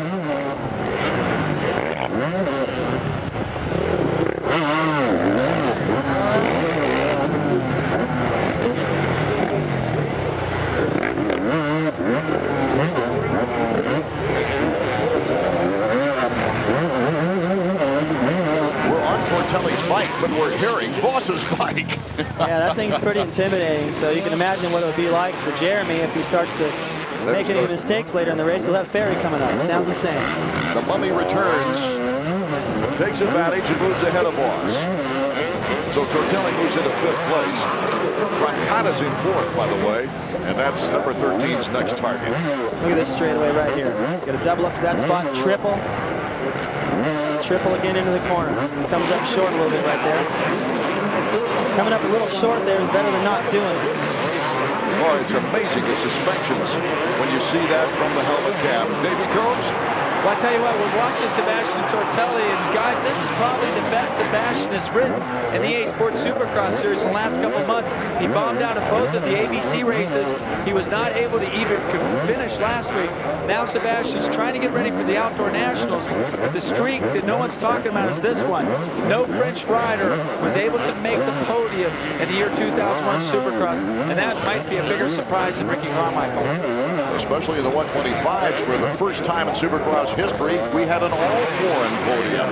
South Africa, France, and Costa Rica. Look at Ricky making mistakes. A moment ago, he made even a bigger one, allowed Jeremy to close the gap. Jeremy had a faster lap. I don't think the fans have sat down throughout the entire race. Take another look. Through the whoop. Gets a little bit crooked right there. It's so hard to regain your momentum right there, and it just is what McGrath needed to see. You see McGrath just getting into the corner right there, letting the lap rider. He needs a little bit of a break right now. He has closed the gap. The crowd's consented right now. Look at Rick. Look at Jeremy. Jeremy hasn't been able to run Ricky down all year. He's inching up a little bit right now. You see Ricky looking. The last 2 laps for Jeremy have been a couple of tenths a second faster. That's going to bother Ricky. He's not used to having somebody run him down. That could force him to ride a little bit over the zone that doesn't look comfortable to me, but apparently it's comfortable to him. Everybody believes that you got to pressure him to make a mistake, but most of his mistakes have been made in qualifying or practices. Heath Voss is out of the race. The Honda 4-stroke is going back to the pits. Hard to say why. It looks like Heath was doing fine. Started good. I think that bike probably need a little bit more time on a Supercross track to get things dialed in. This thing's pretty fast outdoors. We'll find that out next week. So Carmichael successfully knifing through the lappers. Huffman, Papoli, as Jeremy McGrath also making his way. That's Papoli on the Honda. Good Ricky, letting that back end dance around. That last lap, a few tenths faster than Jeremy, so the time he lost with the mistake through the whoop, here they go again. He made back up. That'll discourage Jeremy a little. Look at Ricky just hanging on to that thing, wide open through that corner. He wants this so bad. He doesn't want to let Jeremy get any kind of confidence going. If he starts to lose time, and Jeremy can sense that, the momentum will shift a little bit. Ricky wants to immediately reestablish the big gap he had before the mistake. Try to crush Jeremy. Cam McGrath picked up 3.0 seconds in 7 laps. Oh, it can happen in a corner, through the whoops. A bad decision with a lap rider, a little bit of bad luck. I tell you, I got to hand it to McGrath. He's pouring it on. He's not giving up. This is the best he's ridden in the last 5 or 6 rounds. I think it's the best he's ridden since Houston when he took the 2nd place there. Here's McGrath through the whoops. Looks good. That was a little faster through there than Ricky. See that flag waving? That's to let the lap riders know, get out of the way, leaders are coming. 50.7. The exact same lap time as Carmichael. And Carmichael makes another mistake. 6 laps to go. Here comes Jeremy McGrath, and the crowd once again onto their feet. Incredible, 39,000 fans are going bananas. And McGrath has got a shot now at Ricky Carmichael. It's going to be up to McGrath. It looks like if he's going to be able to stop the streak of Ricky Carmichael, stopping from tying his own marks. Right when Jeremy had an opportunity to get close, he kind of blew the section to the approach to the triple there. Gave some time back. And look at Ricky, just pinning it through the roof. He wants it so bad. He doesn't want Jeremy to get even close enough to where there's hope. He's already won the title. 5 laps. Stay tough, says Chad Watts. That's all that's left on the season. 5 more laps. Less than 5 minutes. Dig. His contract is up in Kawasaki. Jeremy cases that right there. You see him actually when he went between the last two, kind of little motion there with his head going, man, he's right there. He knows he gave up about a half a second. It's rumored in about a week we'll know about the Honda contract offer, whether RC has signed it or not. Rumored to be between $1 and $2 million a year for 3 years. And a lot on the line. Jeremy McGrath. Oh, he made up a lot of time to the roof that lap. See Brooks over there, team manager for Jeremy's team. Come on, you can do it. Pressure this guy. Make him worry about you. Make another mistake. I don't know if Ricky's going to make any more. I think he's giving Jeremy all the opportunities he's going to get. McGrath, 6/100ths of a second slower than Carmichael on that last lap. Looks like Jeremy's making a little bit too sharp of a pivot in most of these bowl corners where Ricky's kind of swinging all the way around to the outside, maintaining his momentum. Then when he gets on the power, he's already got a little bit more momentum. So it's not as radical of an acceleration change, so he doesn't get as much wheel spin. See, Jeremy tries to cut it real tight. Ricky rolls around there in a bigger arc. He's maintaining more momentum. Boy, look at that. McGrath is not giving up at all. He's giving it his all through the loop. Boy, you can see this right there. He'll be happy with the way he's ridden, but he's going to be bummed to see that record tied. Ricky gets through that section clean. So does McGrath this time. No lappers in sight. The next person they catch on the racetrack is at the end of that straightaway we just saw. It's LaRocco. Man against man now for the record. Ricky Carmichael has had one more race than Jeremy McGrath had when he set the record. Finally, through that corner, approaches the triple. Jeremy gets through that good. And with Ricky that wobbled a little bit. And Jeremy's got that roof section dialed. If he can get close enough, that could be a drag race through there. 2 laps he puts on the pit board. That was a 50-second, pretty much 50-second flat. Jeremy's 49.9. These guys are pushing as hard as they can. They're not even tired. What's that mean? It doesn't matter. Just give it everything you've got. Jeremy's letting it all hang out now. Carmichael cannot afford a mistake. He is riding absolutely as hard as he can go. 2 laps from now, less than 2 minutes. Jeremy's season is over. You can't afford to leave anything out here. He's got to give it all. I wouldn't be surprised to see him go down somewhere in the corner, just trying to get on the gas a little early, giving it everything he's got. Look at Carmichael go through those moves. Jeremy's got nothing to lose here. White flag, final lap now. Ricky Carmichael on the verge of tying Jeremy McGrath's consecutive win streak, as well as total wins during a season. The fans are on their feet cheering. They both get through that section. The fastest rhythm.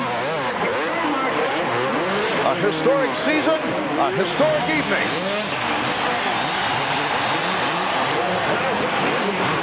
Boy, the pressure Carmichael must feel right now. So much at stake for him. He wants this so bad, Arctic. A second, oh, look at the front wheel, almost washing out. If he was second right here, he'd want to put his fist through the wall. So with Jeremy, he wants it just as bad. Carmichael looking for his 15th win. His 14th on the season. The checkers for Ricky Carmichael. History is tied. He ties McGrath's seasonal records, 13 straight, 14 total wins. Look at these guys join. Total respect.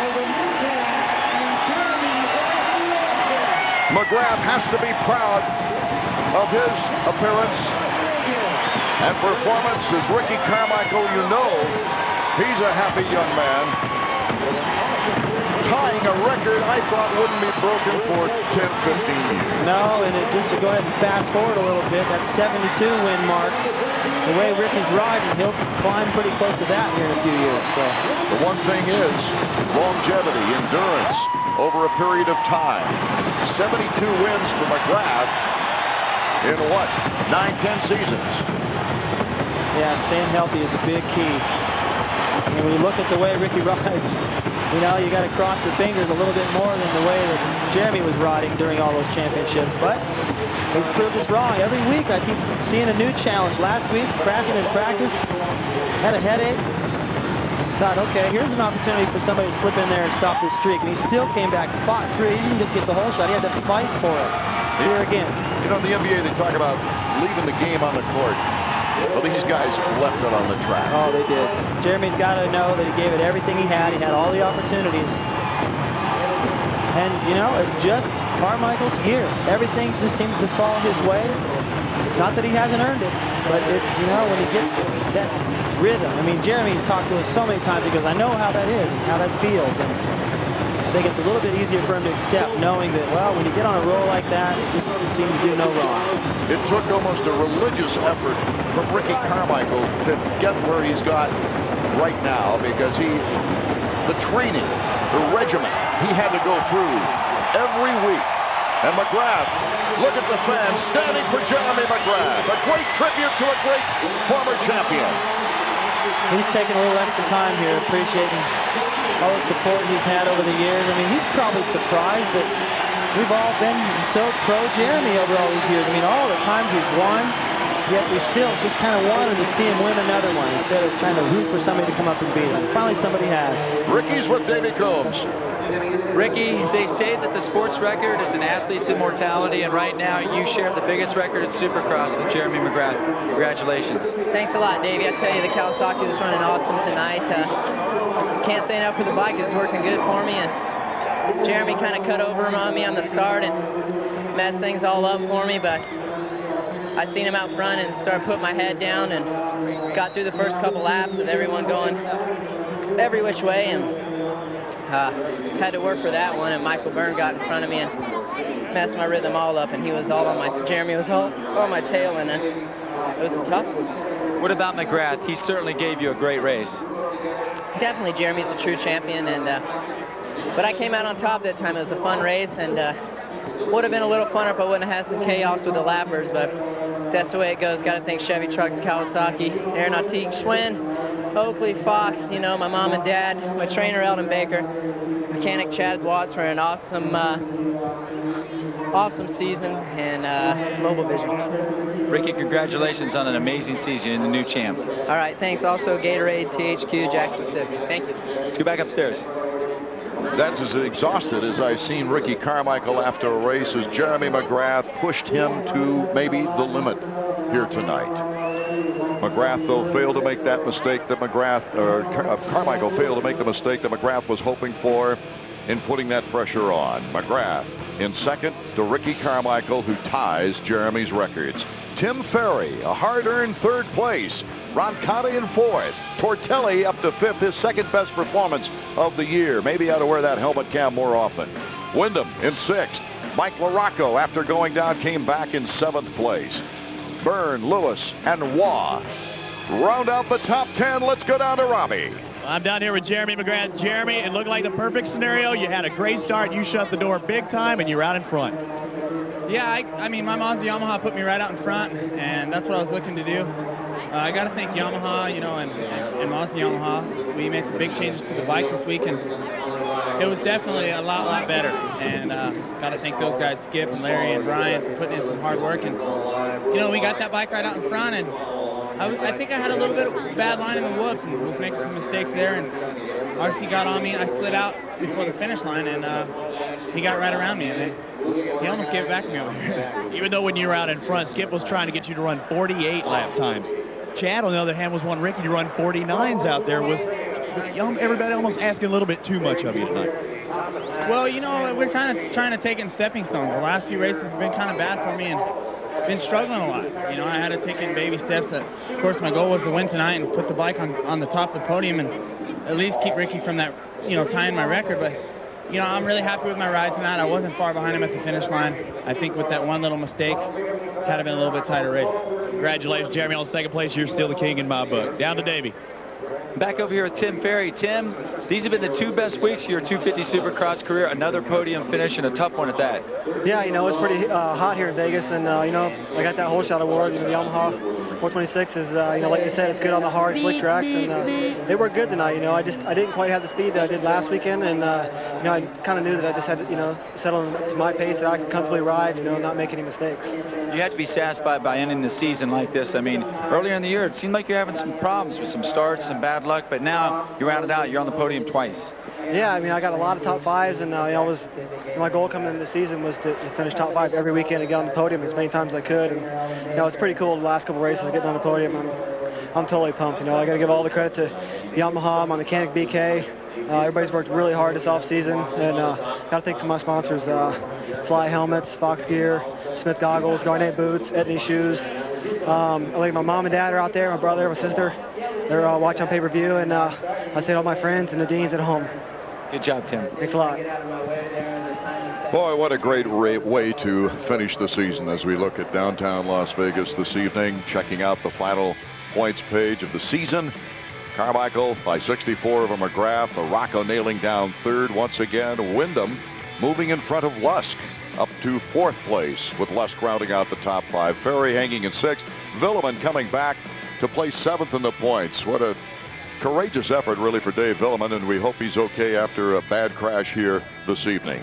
Byrne, the top privateer, in 9th place in the top 10. Let's go back to Robbie Floyd. I'm down here with a very, very happy man, Chad Watts. Hey, Chad, I think he's trying to help you out. You don't have to change number plates hardly at all. You throw that number 1 on next year, and you can keep it. Yeah, it would be, but actually we're going to run number 4, because that's been good luck to us. So by our numbering system, we can keep running, so we're going to roll with that. Oh, man, that's kind of weird. Everybody else says, hey, you're champion, you need to be number 1. You're trying to set the trend, huh? Not necessarily. I mean, by act of nature and good luck with this number, we've had good success. So we're just going to, like I say, stay with it and see if it's true. What's it been like during the week with Ricky out there? Has he been nervous? Any different? Could you tell?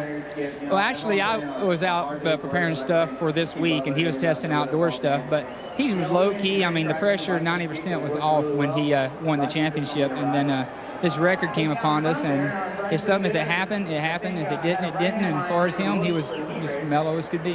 Hey, your name goes in the record books as the tuner. Congratulations. Down to Davey.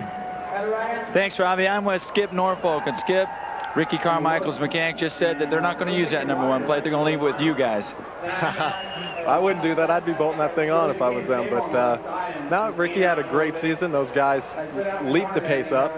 And we got our work cut out, but we're going to start tomorrow morning. So, when you came back this year, it was after a long hiatus. You had won the 4 championships with Jeremy from 93 to 96. Came back, maybe that was going to be a shot in a different direction. Are you just satisfied with the way the year came out? I mean, were you glad to be back in the mechanics area? No, I really enjoyed being back. I mean, ultimately finished 2nd. We did have a good season, but it could have been a little bit better. And, I mean, our goal was to win the championship. We came up a little bit short. We're definitely motivated, and we're going to get to work early, go out, and it's on loan, hopefully. Are we going to see you back behind a desk at No Fear, or are we going to see you back spinning the wrenches with Jeremy in 2002? No, we'll be back in 2002 spinning wrenches.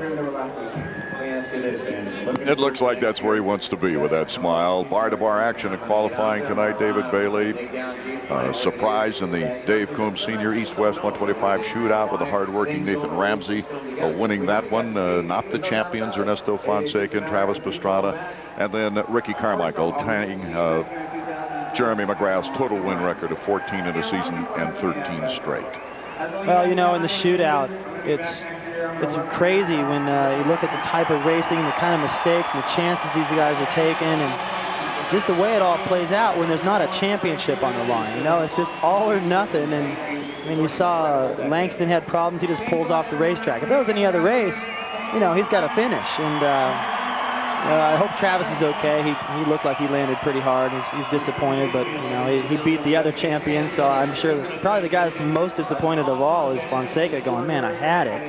And good job to Nathan. And then in the 250, Art, you know, I keep trying to dream up ways that challenges for Carmichael each week. You know, he had a little bit of a cold one week. He crashed in the heat race, had to go to the semi. I kept looking at weaknesses, and whatever happened to the guy, he just bounced back in the main event and got the job done. And to see him standing there next to McGrath, holding up the trophy, it's just unbelievable. It wasn't long ago that I saw this kid just a little bit overweight, kind of doing the wrong things out the Kawasaki track. He wasn't even going through the whoops. The intensity wasn't enough, and he's just sitting there with this big sandwich going, man, I want to win so bad. And I'm thinking about, well, you're going to have to change some things, bud, and he did. And I'm glad to see all that work pay off. It started out an amazingly tight season, with McGrath looking like the McGrath of old in the race, the first race, and Carmichael coming back, winning the second.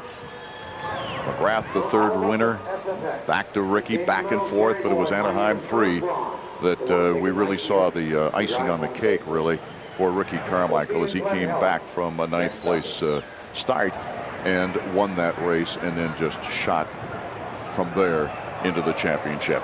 The champagne ceremony underway. Let's go back to Robbie Floyd, who likes to get in those sort of things. Oh, yeah, I'm not afraid out there. All right, I'm here with Johnny O'Mara. Johnny, I think a lot of credit has to go to you as well. I mean, you're his mentor. You're the guy that said, Ricky, if you want to win this thing, you've got to sit down. You've got to train. Maybe not like you did. Do your own stuff. But, man, I think that is the biggest factor. Like David was talking about, he used to be a little chunky. This ain't the same old Ricky Carmichael. No, it's not. He's definitely came a long ways. You know, he's been successful in everything he's ever done. But there was a crossroads here actually a few years ago when he did jump on the 250, and something we needed to address. And here we are tonight, finishing the series with the championship. But it's something that we addressed early on, like I say, 3 years ago, for him to achieve this 250 Supercross Championship. Where do you see him going now? You know him probably better than anyone. I want a prediction. I want to put you on the spot, Johnny. Come on now. It's unreal. It's really scary to even think about. I mean, Ricky can get better.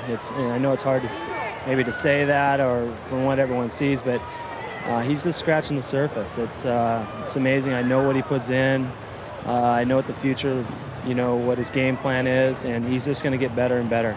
Well, David, I'm going to throw it back to you, and I know you know how hard Johnny trained when he was battling with you out there, and I think a little bit of that rubbed off on RC. Yeah, I know what Johnny's capable of, and you know, I'm just kicking myself up here for not bringing Johnny into the picture a little sooner, but he is very instrumental in the development of Carmichael, and what really made the difference in Ricky is looking at the training aspect and going, okay, I can't beat Jeremy McGrath on equipment. He's got the same equipment I have. Even though it's a different bike, it's pretty close. I can't beat him on just wanting it more. I can't beat him on riding talent. I've got to beat him with the physical side, and he saw a weakness in Jeremy. Jeremy, for years, was able to just rely on this incredible skill and get the job done, and Ricky's like, let me cover all these bases and throw in this incredible toughness. He changed his body, and that really, I think, made his competitors nervous. They're looking over at abs that, you know, people are washing clothes on Ricky's stomach now, you know. It used to be rolls, and it really intimidated everyone, and it gave him the resolve whenever he needed to dig to come up with the win, and Johnny is a big part of that. Well, it's good reason this season that we've just been through to register now at PaceSupercross.com to have the opportunity to buy tickets for next season's Supercross season. Tickets go on sale August 20th. PaceSupercross.com for more information. My question right now, David, is McGrath coming back. Now, he did, after riding the Suzuki and having a 2-win year, only losing to Jeff Emig by 15 points that year. But he came back the next year and put 3 winning seasons together. Does he have it in him to come back next year?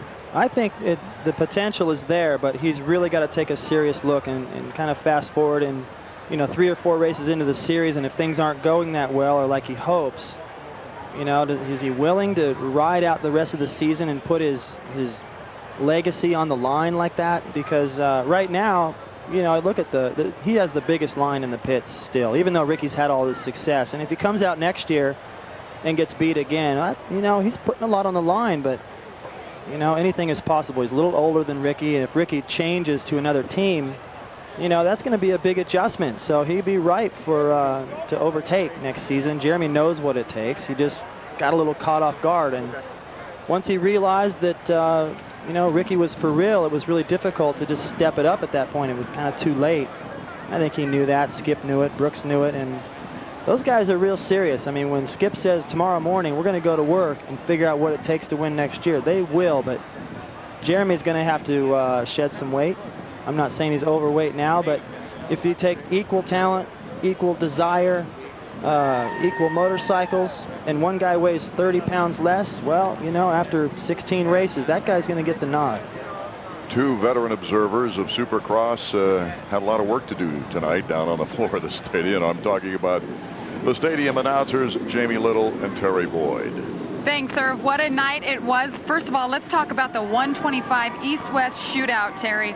Everything was going on out there. The KTM guys are right up front, going down, half of them coming up. Brock Sellers ends up on the podium. Travis Pastrana hitting his head pretty good on his bars. Yeah, there's no doubt about that. Travis came out. He didn't look very good in practice, the first heat of practice and the second round of practice as well. And I think it was the pressure, man. And he's normally a pressure player. He's the guy you want at the free throw line. And the bottom line is tonight he just kept trying to do that triple, and the triple wasn't working for him tonight. You're right, and we kept talking about that. Yet I was noticing other 125s were clearing the triple. So maybe he just couldn't get his rhythm together over there, because I was going to mention it, but right when I did, that's when he cased it and he hit his head on his bars and his head was kind of bobbing around, and then he came right back the next time and tripled it. Well, you know, it was one of those weird nights. It's always weird here in Vegas. You get the heat, you get the wind, you get the dust. It started off a little bit wet, and you know, Travis is still a kid. We forgot, man. He's only 17 years old. This is a lot of weight to bear on your shoulders at that age. It really is. And then you have Ernesto Fonseca out there. I mean, the guy got the whole shot. He was in the lead the whole time, and then he goes down in the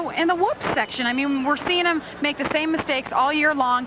Tough break for his part. But Nathan Ramsey, what a ride for him tonight. Yeah, it's been a season of transition. It couldn't have ended better, in my opinion, for a guy who should have gotten the East Coast title. He didn't win it. It was his to lose after Travis's unfortunate crash in Atlanta. Well, it was good and befitting to see him come and win the East-West shootout. It almost leads us into the 250 story as well. You couldn't have painted a better picture. Jeremy McGrath gets the whole shot. He's exactly where he needs to go. And unfortunately, sometimes momentum and inertia take you to a place in your motorcycle where you just know you're not supposed to go, but there's nothing you can do. He got on the marbles in that hard right-hand turn after the whoops, and he just spun it out, and that opened the door for Ricky Carmichael. Exactly. He spun it out. We've seen that a couple times from Jeremy this year. Ricky gets behind him, puts the pressure on him. He spins his bike out, almost stops. Last week, we saw him stall his bike. Ricky goes by, capitalizes on it. Ricky started out in 6th place. Yeah, and you know, the amazing thing is, it goes all the way down to the wire. Ricky makes the bobble. The good news is we're back here in 4 months for the U.S. Open. That's right, and Ricky, he ties the record for 13 straight. I can't imagine what Jeremy's thinking right now. Awesome end to an awesome season.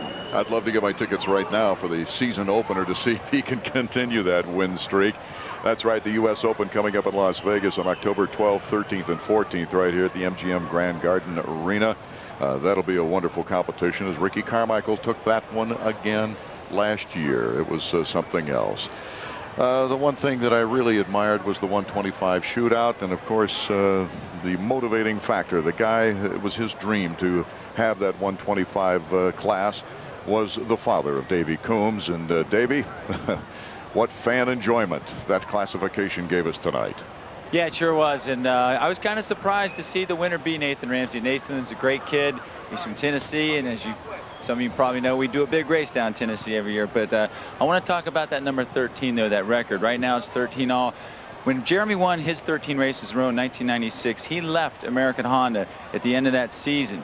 Well, I got to tell you guys, Carmichael's going to leave Kawasaki, and he's going to go to American Honda. I think the difference between this one and that one is Jeremy did it at the last minute on a contract dispute, and plus he wanted to change the pace.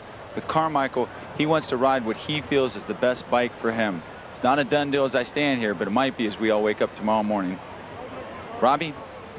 Well, Davey, I don't know. I cannot count out Jeremy McGrath. There's no way I can do it. Just like you said, yeah, he made the switch, but he came back again. Never count out a 7-time Supercross champion, and Jeremy is that guy. He's going to go and do whatever it takes to beat Ricky next year. If it means training, he'll go find Corey Werf. He'll run 5 miles every morning, 5 miles at night. He's going to do whatever it takes. That's the heart of a champion. Just like you saw out here, Ricky Carmichael, he was good tonight. but Jeremy's going to step it up next year. I can guarantee it. That seems to be the majority opinion, David.